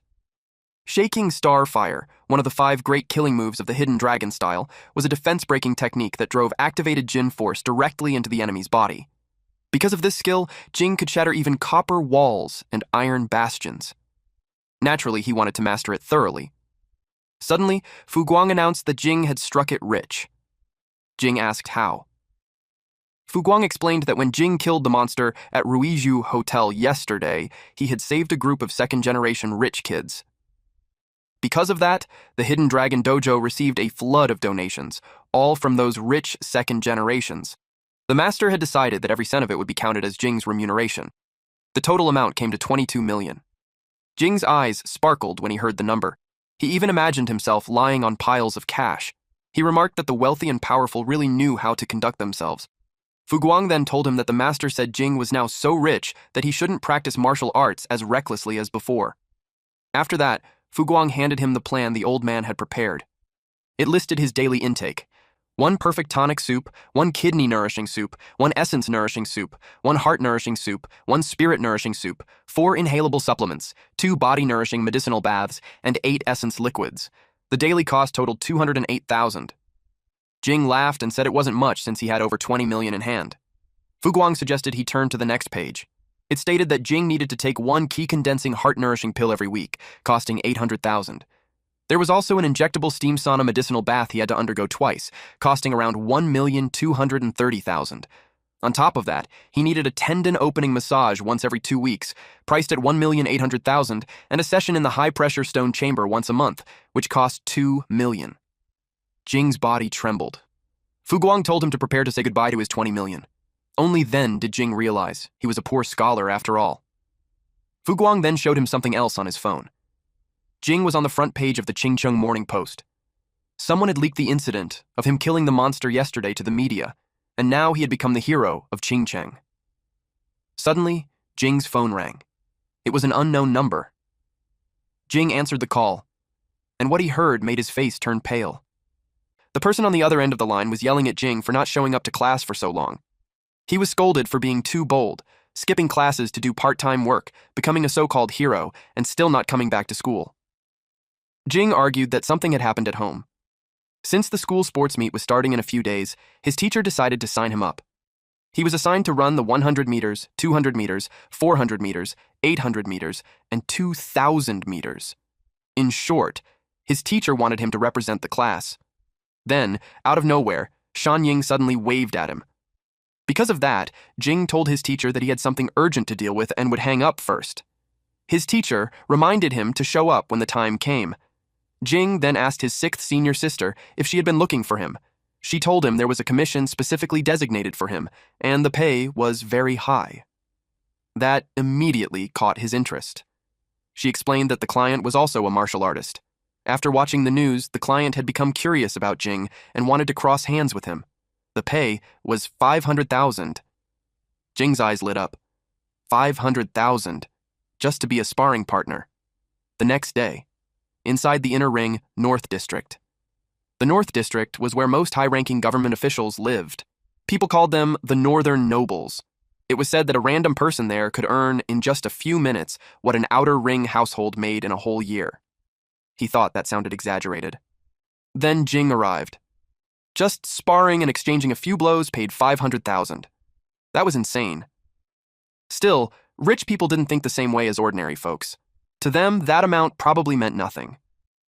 The house was massive, big enough to rival half a school.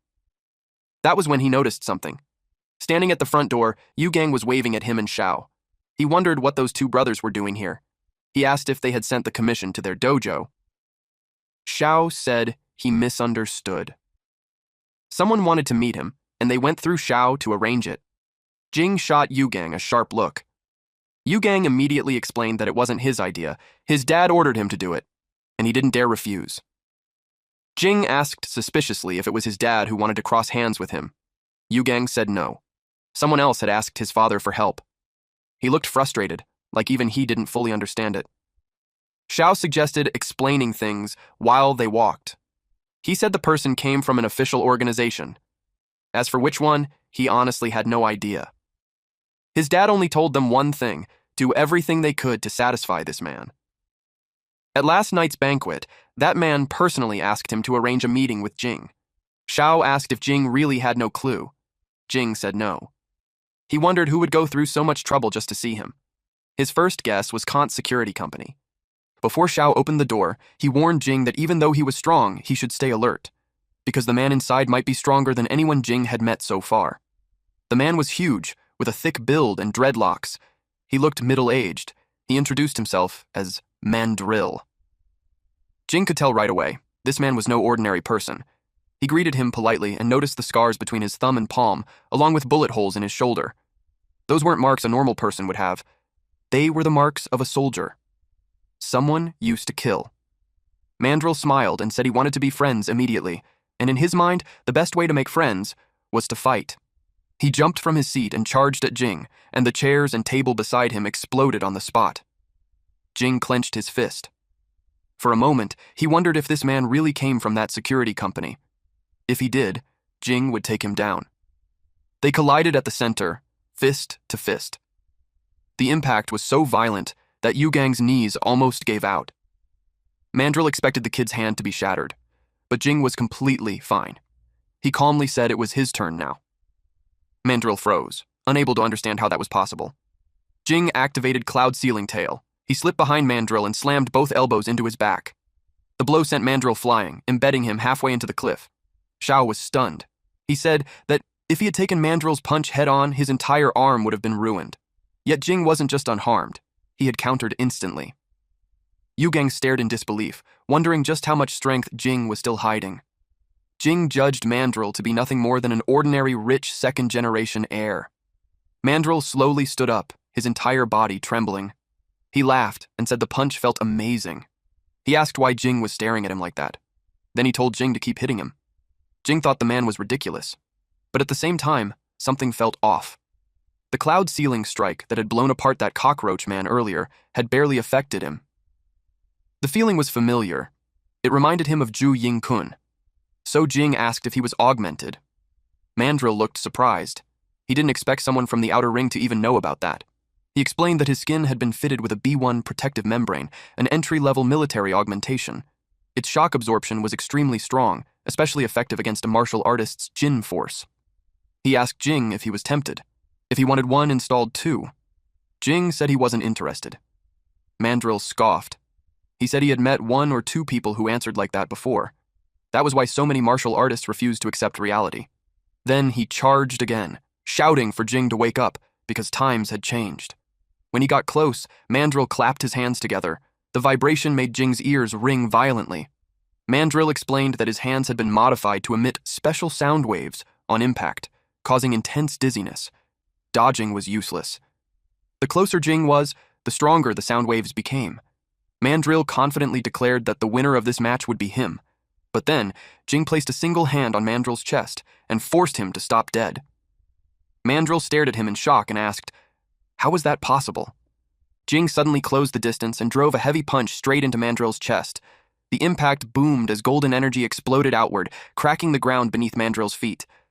Since Mandrill's skin membranes were tough, Jing simply poured the Jin force directly into his body. Pain ripped through Mandrill from head to toe. Jing calmly stated that knocking someone out didn't require much strength. A light strike was more than enough. The speaker embedded in Mandrill's chest announced that his consciousness had been cut off. From the sound of it, Jing supposedly wasn't a match for him. Jing froze. A communicator was installed in his body. He asked who they were and what they wanted with him. The voice replied that he should wait, because they were on the way. Jing told them to hurry up. He was very busy. The voice assured him they wouldn't keep him waiting long. Xiao rushed over, demanding to know what the hell they wanted. Yu Gang guessed it was some kind of rookie test run by a mysterious organization. Jing told him his imagination was running wild. Yu Gang insisted it really did look like that. Mandrill heard them and struggled to hold back his laughter. Jing told him to get up if he was already awake. That was when Mandrill groaned, saying it really hurt. He asked how Jing broke his move earlier. Jing explained that the core of his sonic wave technique was shocking the brain, so all he had to do was use stronger force to cancel it out. Mandrill realized then that this kid still hadn't used his full strength. He told the two brothers to walk around somewhere else. He admitted the Pei brothers were right. He was a member of an official organization, and he wanted Jing to join them. Jing bluntly stated he had no interest in joining any so-called secret organization, especially after meeting him. If it was a legitimate group, they should have invited him openly instead of playing games and testing him. He said he was very dissatisfied with the organization's style and had no desire to join at all. Internally, though, he knew it wouldn't have mattered even if they had asked properly. He was content with his current life, peacefully practicing martial arts, farming safely, and occasionally doing containment tasks to level up his divine skills. It was comfortable. Almost suspiciously comfortable. Mandrill panicked slightly and told him not to rush his refusal. He admitted his methods were a bit reckless, but joining them would bring benefits with no downsides. First was the protective membrane, something no amount of money could buy. If Jing joined, he could get one for free. Jing shot back that even with it, Mandrill still got injured. Mandrill said Jing was a genius, but sooner or later, he would discover the limits of the human body. That wall, the point where you can't move forward, would drive him insane. Jing agreed, then he refused again. He said it sounded more fun to use his original body to crush those modified humans. Mandrill's patience snapped. This kid simply wasn't listening to reason. The speaker suddenly blared, telling Mandrill to shut up and stating bluntly that his recruitment skills were absolutely terrible.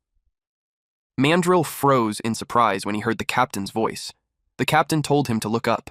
A figure was falling straight down from the sky. Jing activated his aim skill and immediately recognized her. It was Void Blade.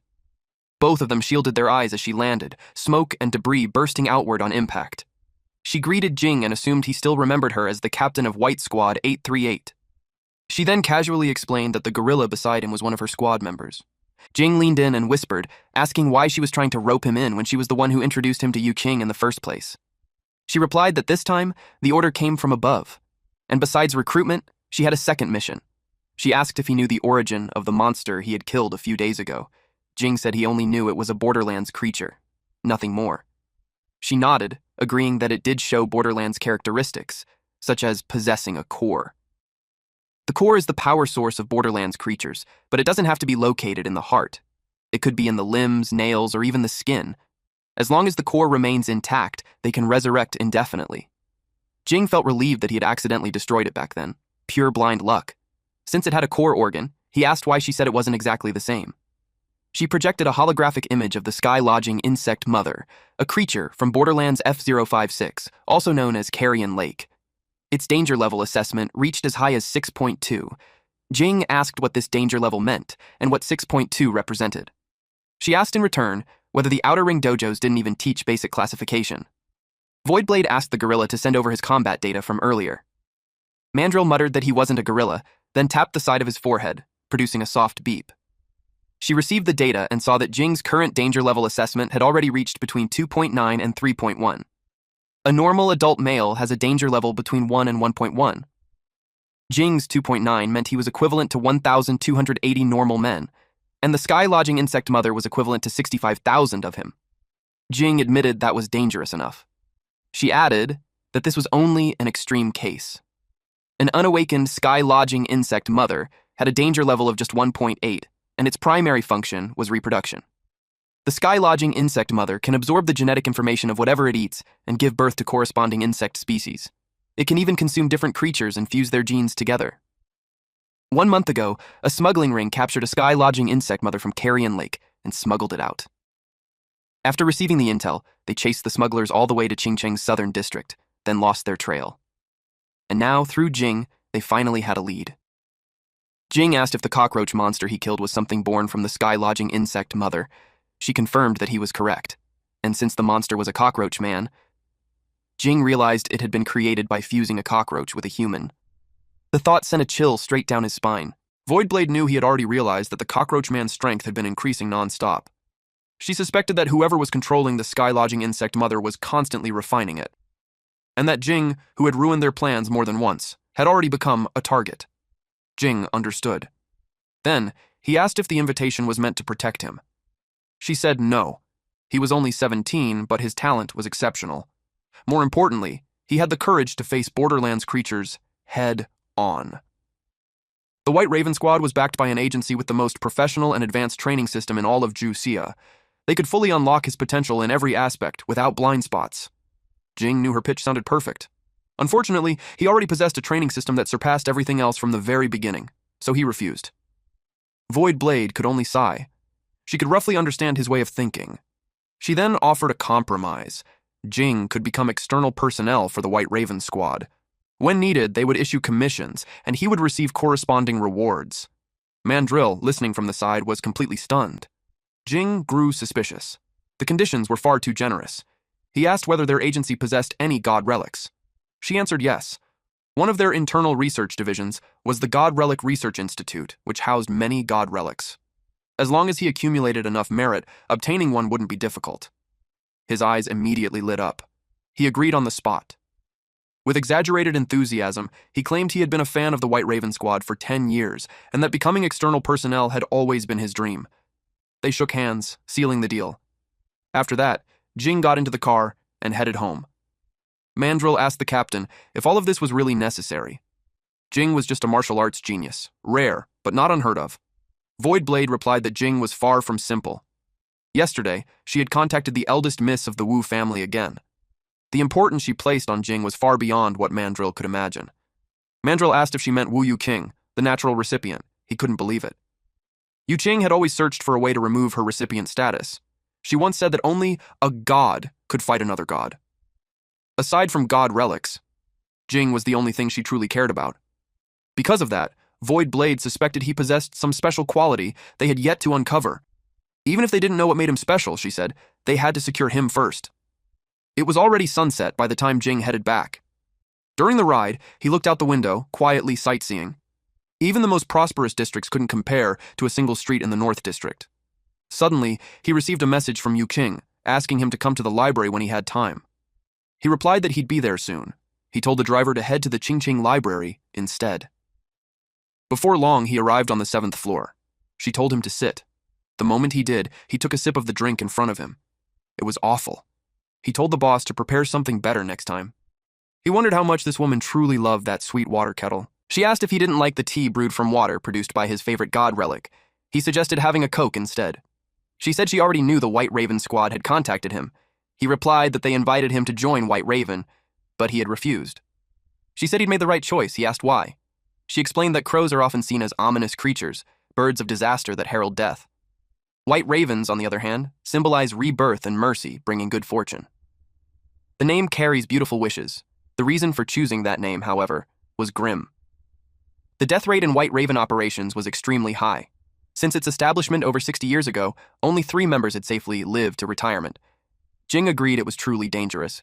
He mentally noted to be very careful about any White Raven work in the future. The resurrection effect of twin life only worked once within a short period. He then asked about the background of the agency itself. She explained that its full name was the Abnormal Disaster Emergency Management Special Agency. After the beginning of the new era, Jusia established this organization to deal with various abnormal disasters. It operated independently from the 5 major agencies and was often referred to as the 6th agency. If Jing joined White Raven, even if he went on a killing spree in Qingcheng or went completely insane and detonated a nuclear bomb, no one would have the authority to arrest him. He finally understood just how terrifying the 6th agency's power was. He asked whether the government wasn't worried about it going out of control. She said there was no need to worry. The agency had 13 high-level officials, and almost all of them lived in the Azure Court. That meant the 6th agency was practically a country of its own. Jing realized just how wide its reach truly was.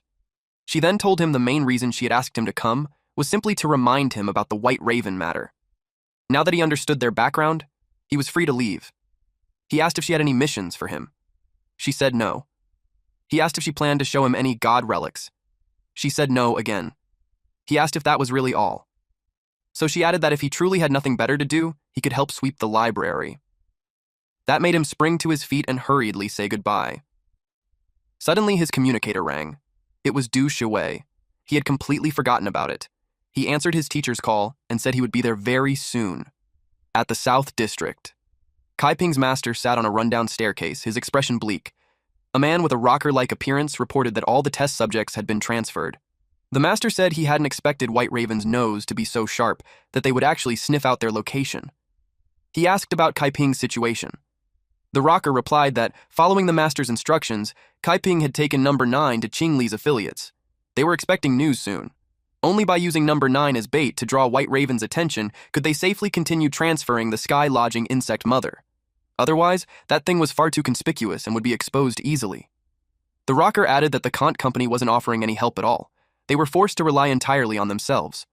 The master sneered, saying large companies were always like that. They only wanted to enjoy the results of others' labor without lifting a finger. If things failed, they lost nothing. And precisely because of that, it was now their turn to act the same way. His disciple said that if this succeeded, the Kant company might kill the donkey once it crossed the milestone. The master replied calmly that he had already considered that. He had prepared a backup plan long ago. If anything happened to them, the Kant company shouldn't expect to walk away unscathed either. Meanwhile, someone slipped into the school grounds. Through his eyes, the students were nothing but fresh flesh. If he could capture them all and offer them to the insect mother, it would earn him tremendous merit. He noticed the girls cheering excitedly for Jing. Following their line of sight, he saw a boy running across the field and wondered if that was Jing. In his imagination, Jing looked like an ordinary teenager. He doubted someone like that could defeat a test subject. But it didn't matter. Soon enough, things would get far more exciting. For now, he continued pretending to be a janitor. A student glanced at his well-built frame and wondered if he was new. The girls erupted in cheers when Jing won. Gay handed Jing a bottle of water and asked if he was really still not interested in girls. Jing answered simply that he wasn't. Then he asked how many events were left for the day. There were the 400-meter race, the 2,000-meter run, and the relay. He asked about the relay. Ji explained that it was also a running event, so the teacher had signed Jing up for that as well. He added quickly that he wouldn't drag him down. Suddenly, Jing sensed something wrong. He smelled blood. He activated his aim skill, and he saw it. The cockroach man inside the school, feeding on humans.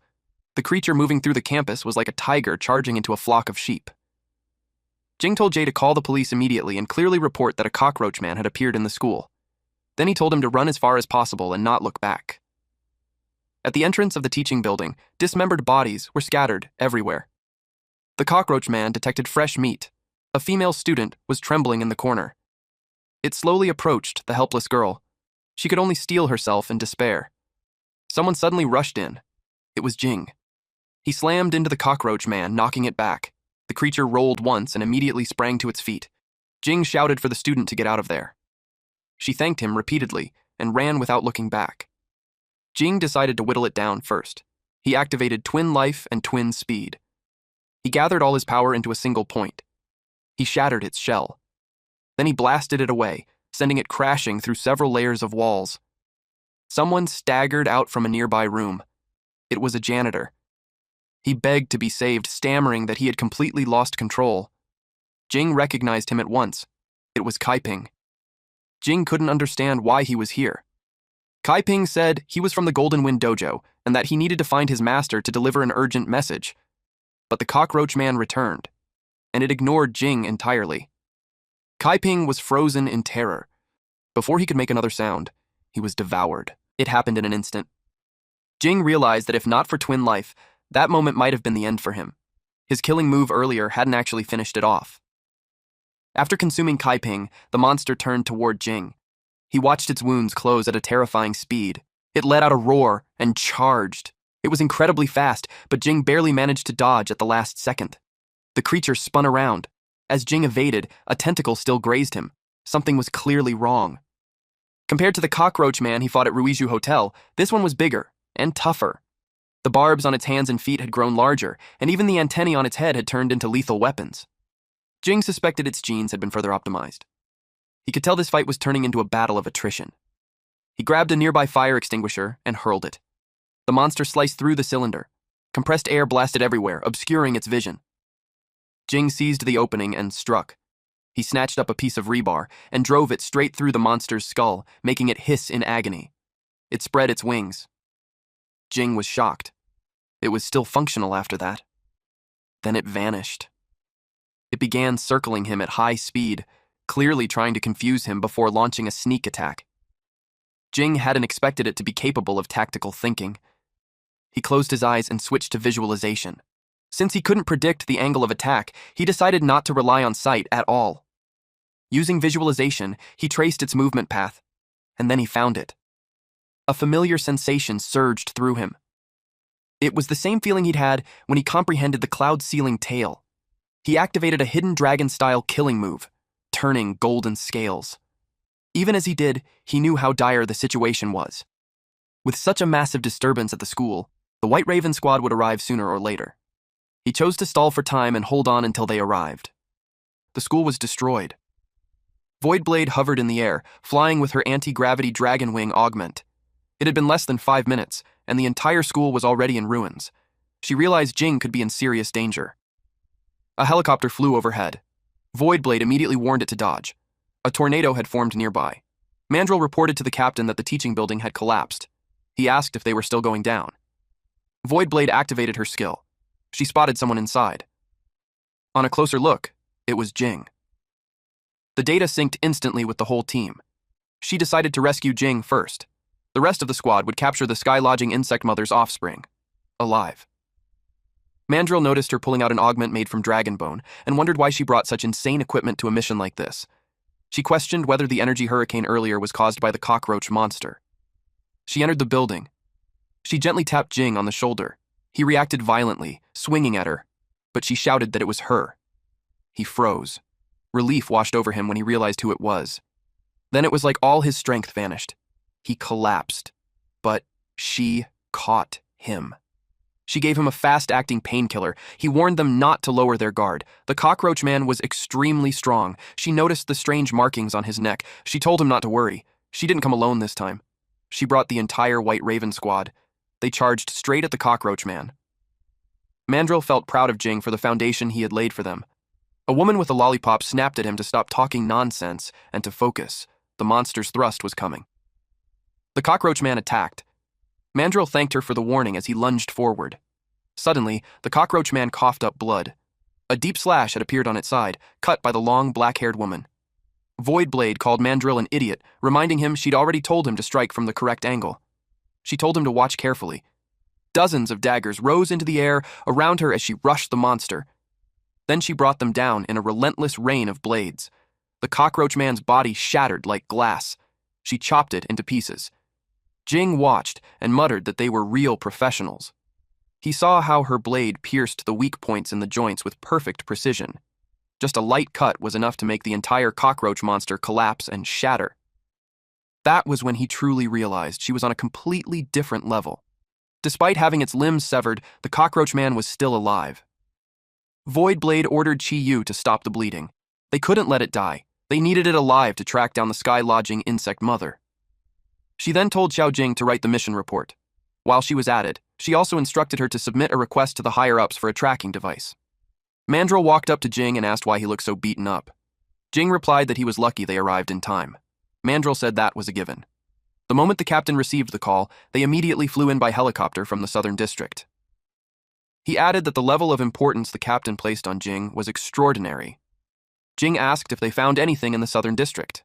Mandrill replied that they had searched less than a third of the area, and for now, there were no results.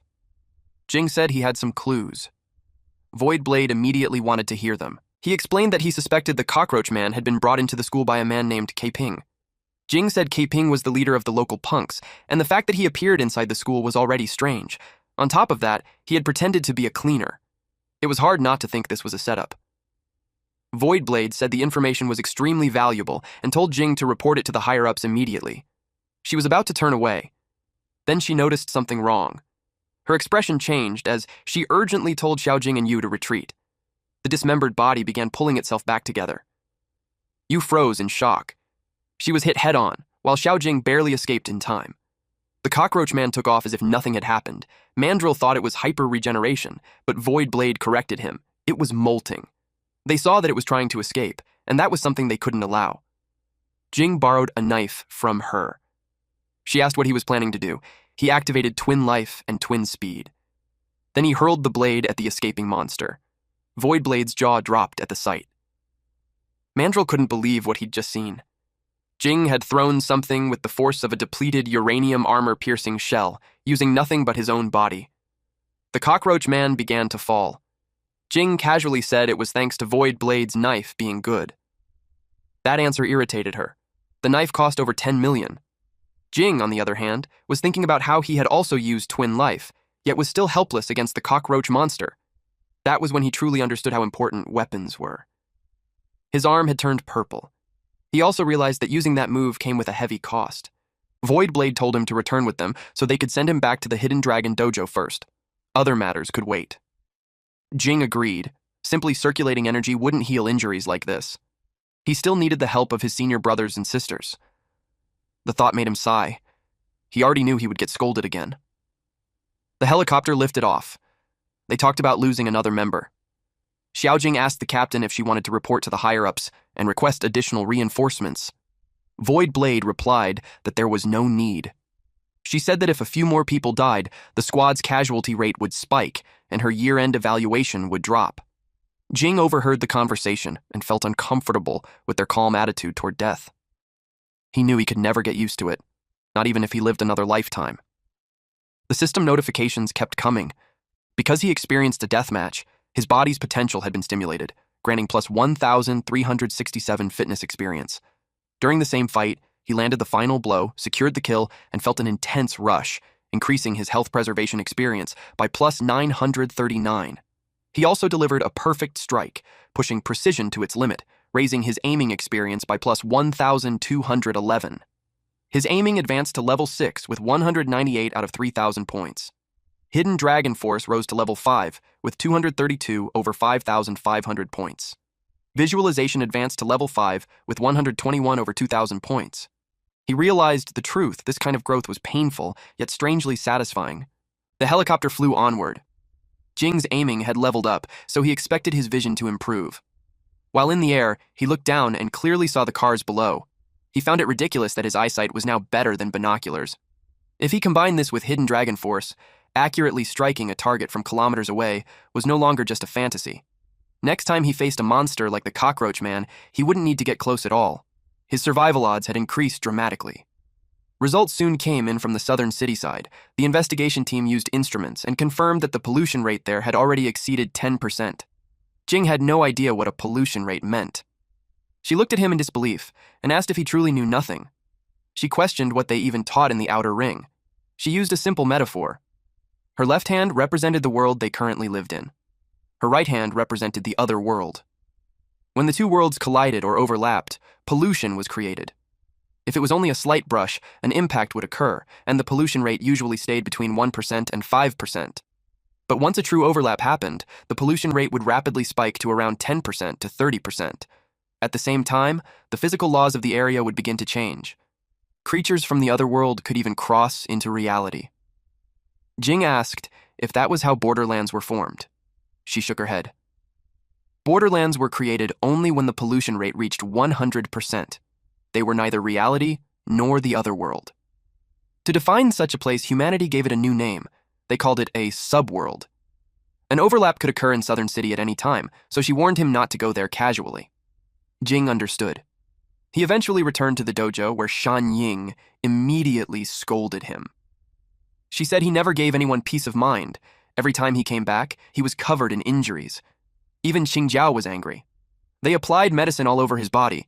Shan Ying warned him that if he pulled something like this again, they wouldn't take care of him anymore. Jing tried to explain that it wasn't intentional, that he was forced into the situation. She didn't believe him. She smacked him and he hurriedly told her to go easy. She insisted that he needed to remember the pain.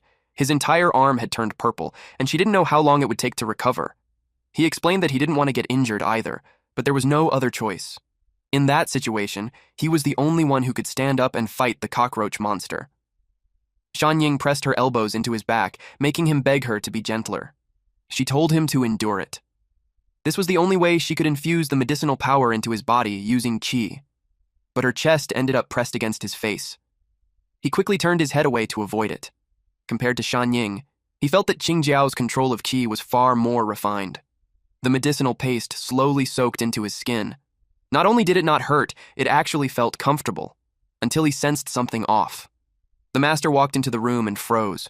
Qingjiao was on top of Jing, her chest pressed against his lower back, while Shan Ying was still driving her elbows into him.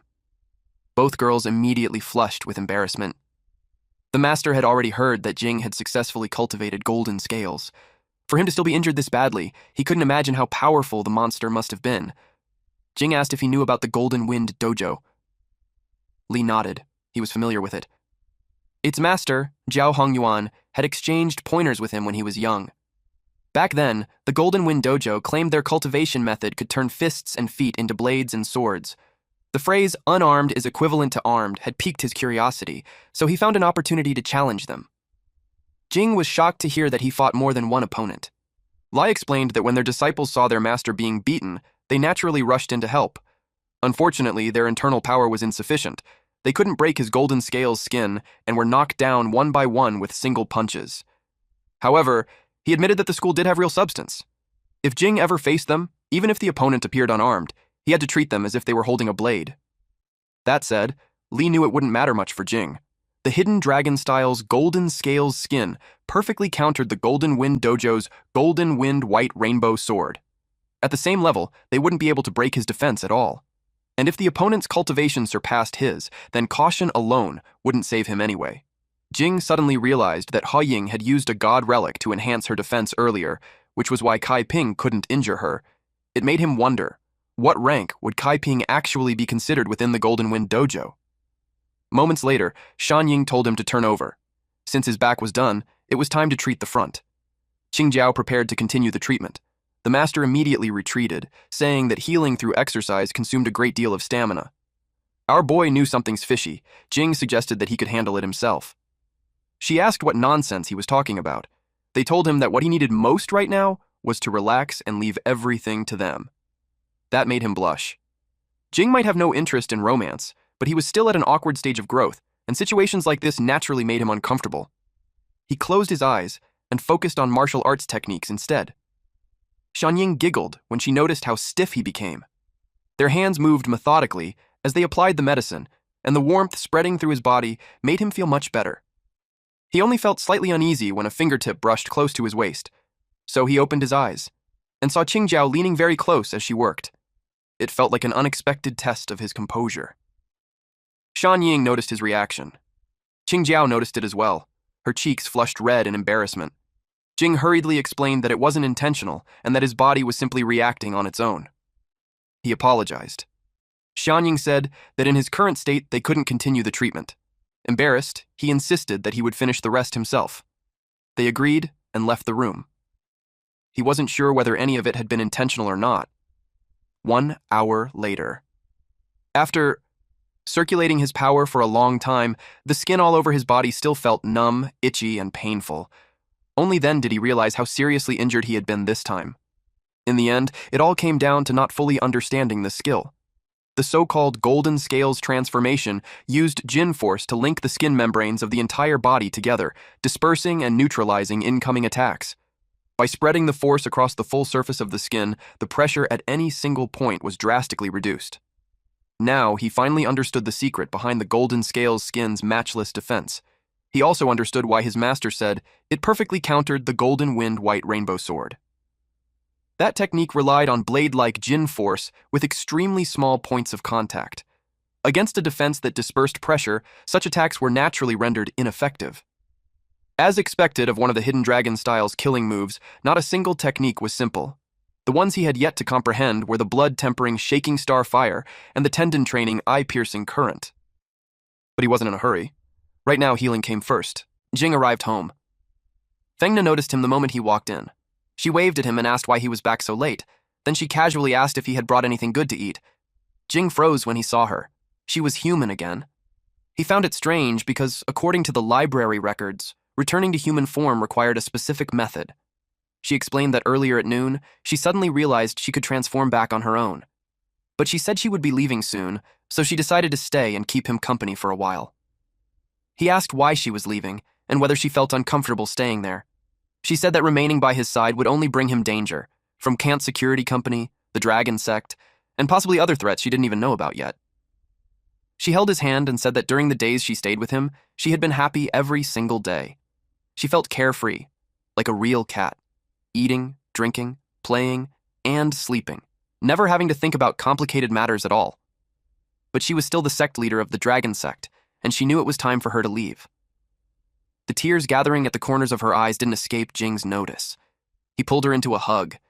He said that if he abandoned her simply because she brought danger, then he would be nothing but trash. He told her to stay. No matter what danger lay ahead, he intended to face it together with her. She asked if she could really stay. The moment she heard his answer, her face lit up with joy, and she clung tightly to him. The system notified him that someone had developed a large amount of favorability toward him, causing his charm technique experience to increase continuously. At first, it was only plus 668 experience, but another notification quickly followed with plus 784. A third window appeared soon after, granting plus 851 charm technique experience. His charm technique advanced to level 7, reaching 131 over 4,500 points. Jing was stunned. Normally, when girls looked at him, the increase was only a few dozen at most. That was when he realized something. He grew serious and told her that he needed to discuss something important. Curious, she listened carefully. Through their conversation, she learned that whenever her emotions intensified, it deepened the fusion progress with the cattail ring, pushing it toward the state known as reincarnating as Bastet. Then he added that it wasn't just any emotion. It had to be the same kind she felt during their first fusion in the bathtub last time. That revelation shocked her. Her face flushed and she became cautious. She asked what he was planning to do. He quickly clarified that it wasn't about what he wanted. It depended entirely on what she wanted. She instinctively scooted away from him. Jing hurried to explain that he was only asking whether she wanted to try actively receiving the power. She asked what he meant. He explained that all known individuals who had incarnated as Bastet showed no abnormalities. They had simply gained strength. Since they were already making enemies of a major organization like Kant's security company, they needed as many safeguards as possible. She was surprised by how seriously he had thought this through. She asked if the information about the cattail ring was reliable. Jing replied that he didn't believe the source had any reason to lie to him. She suddenly pushed him down and said they should try it immediately. Jing panicked and told her to wait. She clarified that he shouldn't misunderstand. She just believed that more power meant more security. Jing told her she didn't need to explain. He understood. She asked how they should proceed. He suggested recreating the conditions from that day. She blushed, but after a moment, she nodded. They went to the tub together and carefully recreated their positions from before. The sensation was intense enough that she tightly grabbed his hand. When everything settled, Jing wondered if it was over. The cattail ring began to glow. He reached out and touched it, absorbing the divinity within. That was when he realized that promoting the fusion between the cat and the cattail ring actually produced divinity that could be absorbed. Thinking about it more carefully, it made sense. Strengthening the fusion meant extracting the power that belonged to the foreign god Bastet sealed inside the cattail ring. His divinity absorption rose to 33/500. A foreign god was still a god, so naturally it possessed divinity as well. She said she felt a little stronger. He felt it too. With his current constitution, even if an ordinary person used a knife, they might not be able to leave a wound on him. He mentioned that when she had scratched his arm earlier, it had torn open, but now it only left faint marks. She apologized immediately. He asked if the enhancement was limited to her physical body. He encouraged her to sense it again and see if any other abilities had awakened. At this point, his divinity absorption had already climbed to 102/500.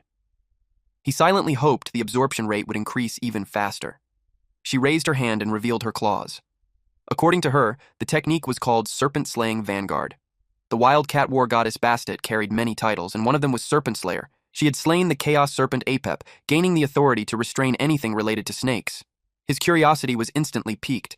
Then she calmly pointed out that dragons and snakes looked almost the same, and she added that his hidden dragon style also fell within her range of restraint. She reached out and touched his scales.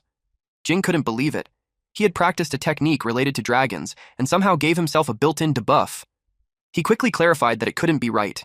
The technique was only called hidden dragon style. It wasn't an actual dragon. He asked if that still counted as being countered. She proudly said that this was how god-level abilities worked. They didn't need to be reasonable. Even techniques with dragon in their name fell within her restraint range. Jing thought it was completely ridiculous, but then another thought struck him. With this ability, she could torment the dragon sect however she wanted. She realized he was right. She didn't have to listen to them anymore. If they dared to come looking for her again, she would make sure they had a memorable experience. A wicked smile spread across her face as she laughed. Jing pinched her cheeks and told her to stop.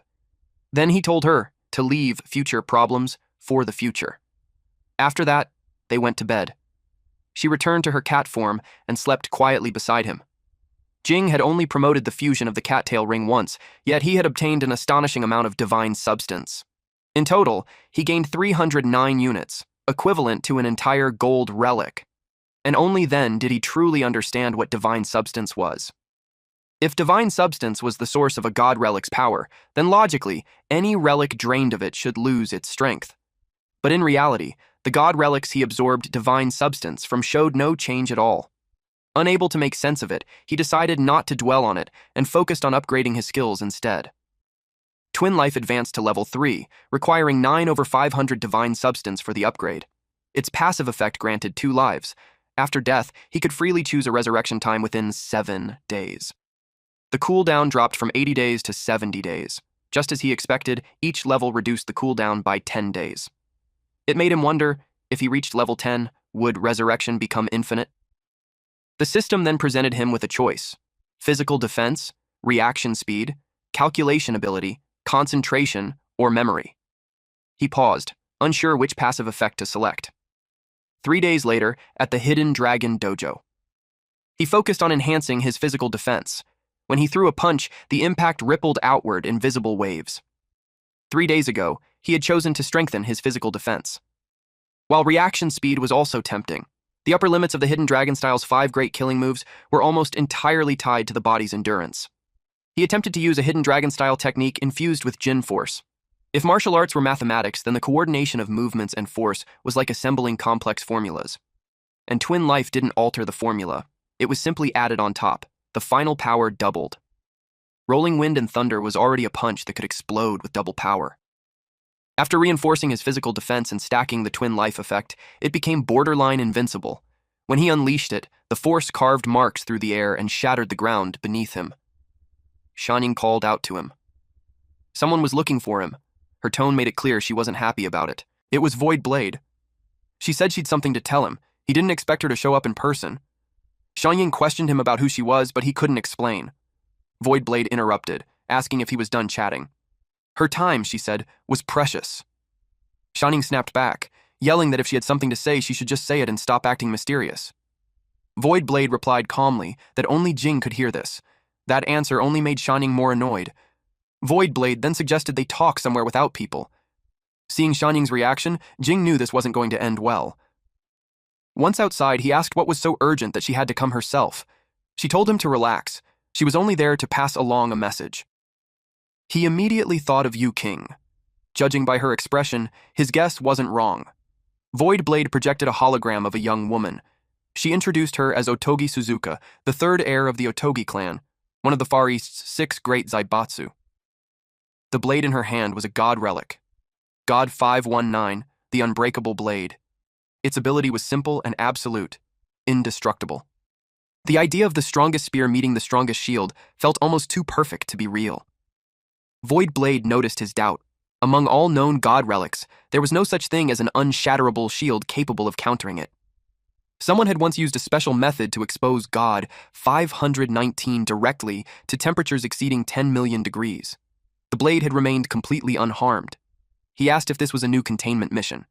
She shook her head. God 519 wasn't out of control, so containment wasn't required. He asked what he was supposed to do. Void Blade relayed Yu King's exact words. This wasn't about what she needed him to do, but whether he was willing to do it himself. Only then did he understand. Yu King wanted him to take it. Otogi Suzuka came to Juxia to participate in the U-19 Unlimited Fighting Tournament. Under normal circumstances, making a move against him would spark a serious diplomatic incident. But now, the situation was different. God 519 has a unique trait. It chooses its master. If the person wielding God 519 is defeated by another, ownership automatically transfers to the victor. And they knew Jing liked relics. That was why they nudged him forward, encouraging him to take it with his own hands. All he had to do was defeat him in the fighting tournament. Once he won, God 519 would be his. Meanwhile, at the Southern City Pier, a man reported to his master that their little junior brother had been stealing the spotlight in Fengcheng. With crushing victories in 12 preliminary matches, the Golden Wind Dojo's reputation had spread rapidly. The master scoffed, saying that after winning just a few matches, his disciple was already getting carried away. He lacked steadiness, enough to become a laughingstock. Another disciple spoke up, claiming that their little junior brother was a prodigy sent by heaven, and that a bit of arrogance wasn't necessarily a bad thing. Hong Yuan asked whether White Raven was still biting down hard on the matter. The disciple replied that he had silenced everyone involved, leaving White Raven with no way to dig deeper. Still, he couldn't help but feel regret that Kai Ping had become a casualty. Hong Yuan said that he too regretted Kai Ping's death, but it was only a small setback on the road to success. What mattered was moving forward. Bijing asked what would happen to their little junior brother. Hong Yuan answered that the path he was meant to walk was different from theirs. He added that he didn't intend to reveal any of their plans to Cheng Xuan. With the finals approaching, there was no need to distract him. Bijing nodded, saying that he understood. Back to our MC, Jing was dumbfounded. He had only informed the master that he was going to participate in the U-19 Unlimited Fighting Tournament, and yet all of them had followed him. Fengna, Shanying, Qingjia, and Li were all there. Shanying explained that it was too dangerous for a boy to be out on his own. As his senior sisters, it was their duty to protect him properly. Jing immediately asked who, exactly, was the dangerous one among them. He then turned to Fengna and asked for her reason. With a hint of sarcasm, he wondered if she was also there to protect him. Fengna blushed before explaining that they still had to persist with the matter of fusing with Bastet. He asked if she was addicted to it. She instantly broke into a sweat, but firmly answered no. Shanying noticed how close his relationship with the cat had become, pointing out that he even brought it along for the competition.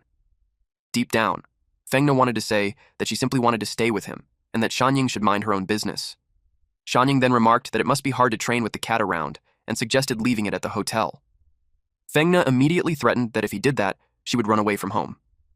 Jing was completely speechless. In the end, he could only say that everyone could come along. Inside the dojo, someone was giving a lecture. It was Shanying. She warned Jing that with his current strength there was absolutely no way he could defeat Otogi Suzuka. Jing asked what level she thought he was at right now. She replied that he was probably around level 3.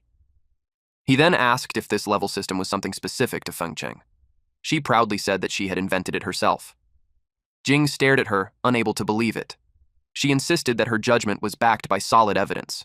Suzuka entered the sect at 10 years old, became the head disciple in just 5 short years, and 3 years later, earned a title in the martial arts world. His strength was comparable to their eldest senior brother. Shanying asked Jing if he thought he could defeat the eldest senior brother. Although Jing hadn't been in the sect for long, he knew there was still a huge gap between himself and the eldest senior brother. And if the two of them were to fight, he knew he would most likely suffer a crushing defeat. Shanying was pleased that he had this level of self-awareness, but that wasn't the main point she wanted to make. The U-19 Unlimited Fighting Tournament is the only fighting competition in the world that allows the use of weapons.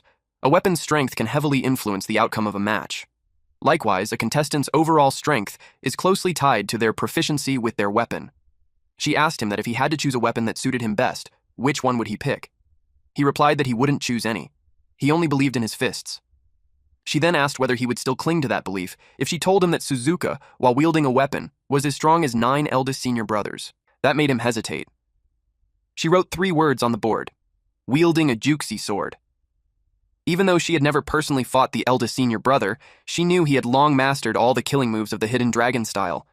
Even if Jing trained his golden scales to the extreme, it would still be difficult for him to block a full power strike, and if 9 of them attacked at once, there would only be one outcome: total defeat. That was when Shan Ying presented a savior and told him to look. It was wrapped in black cloth. Jing immediately sensed it was a good blade. Shan Ying asked how he knew it was a blade. He said it told him itself. As he unwrapped it, he struggled to describe the feeling. It was as if the weapon was calling out to him, whispering, "I want to be used by you."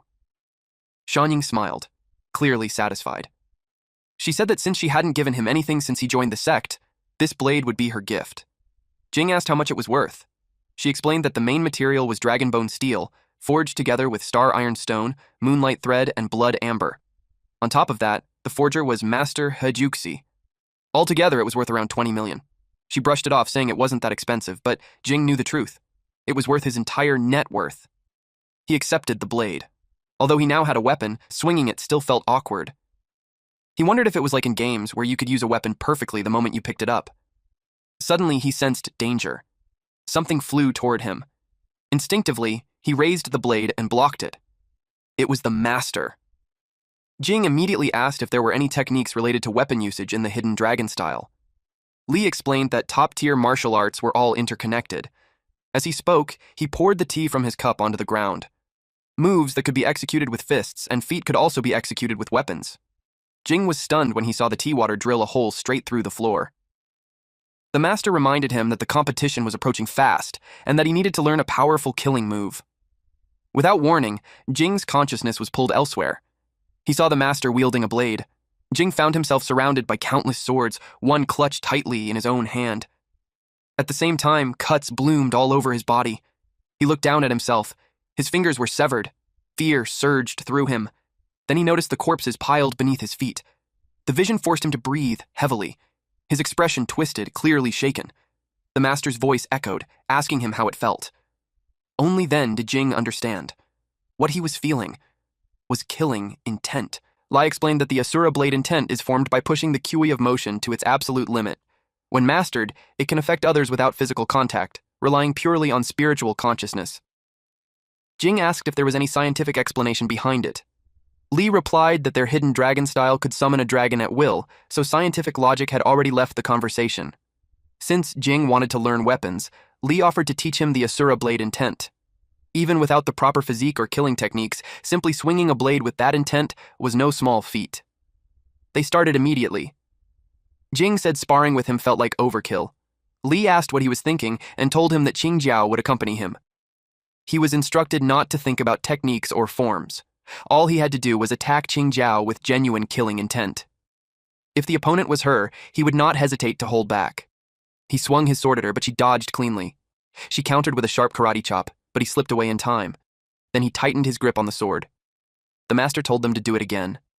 Li observed closely and realized Jing also had talent with weapons. At this pace, 1 week would be more than enough, maybe even 4 days. That was his estimate before a disciple suddenly rushed toward him. The disciple reported that someone claiming to be from the Golden Wind Dojo had forced their way in and appeared to be looking for trouble. Before he could finish, someone shoved him aside. A junior disciple from the Golden Wind Dojo stepped forward and challenged Jing to a fight to the death. Jing asked who he was. The man introduced himself as Li Chengshuan, a direct disciple of the Golden Wind Dojo. He declared that if he won, Jing would have to answer one question. Jing recalled seeing his name on the participant list Yu Qing had given him. That was when he realized this dojo was connected to the Cockroach Men. Li allowed Jing to exchange a few moves with him. He told Jing not to worry.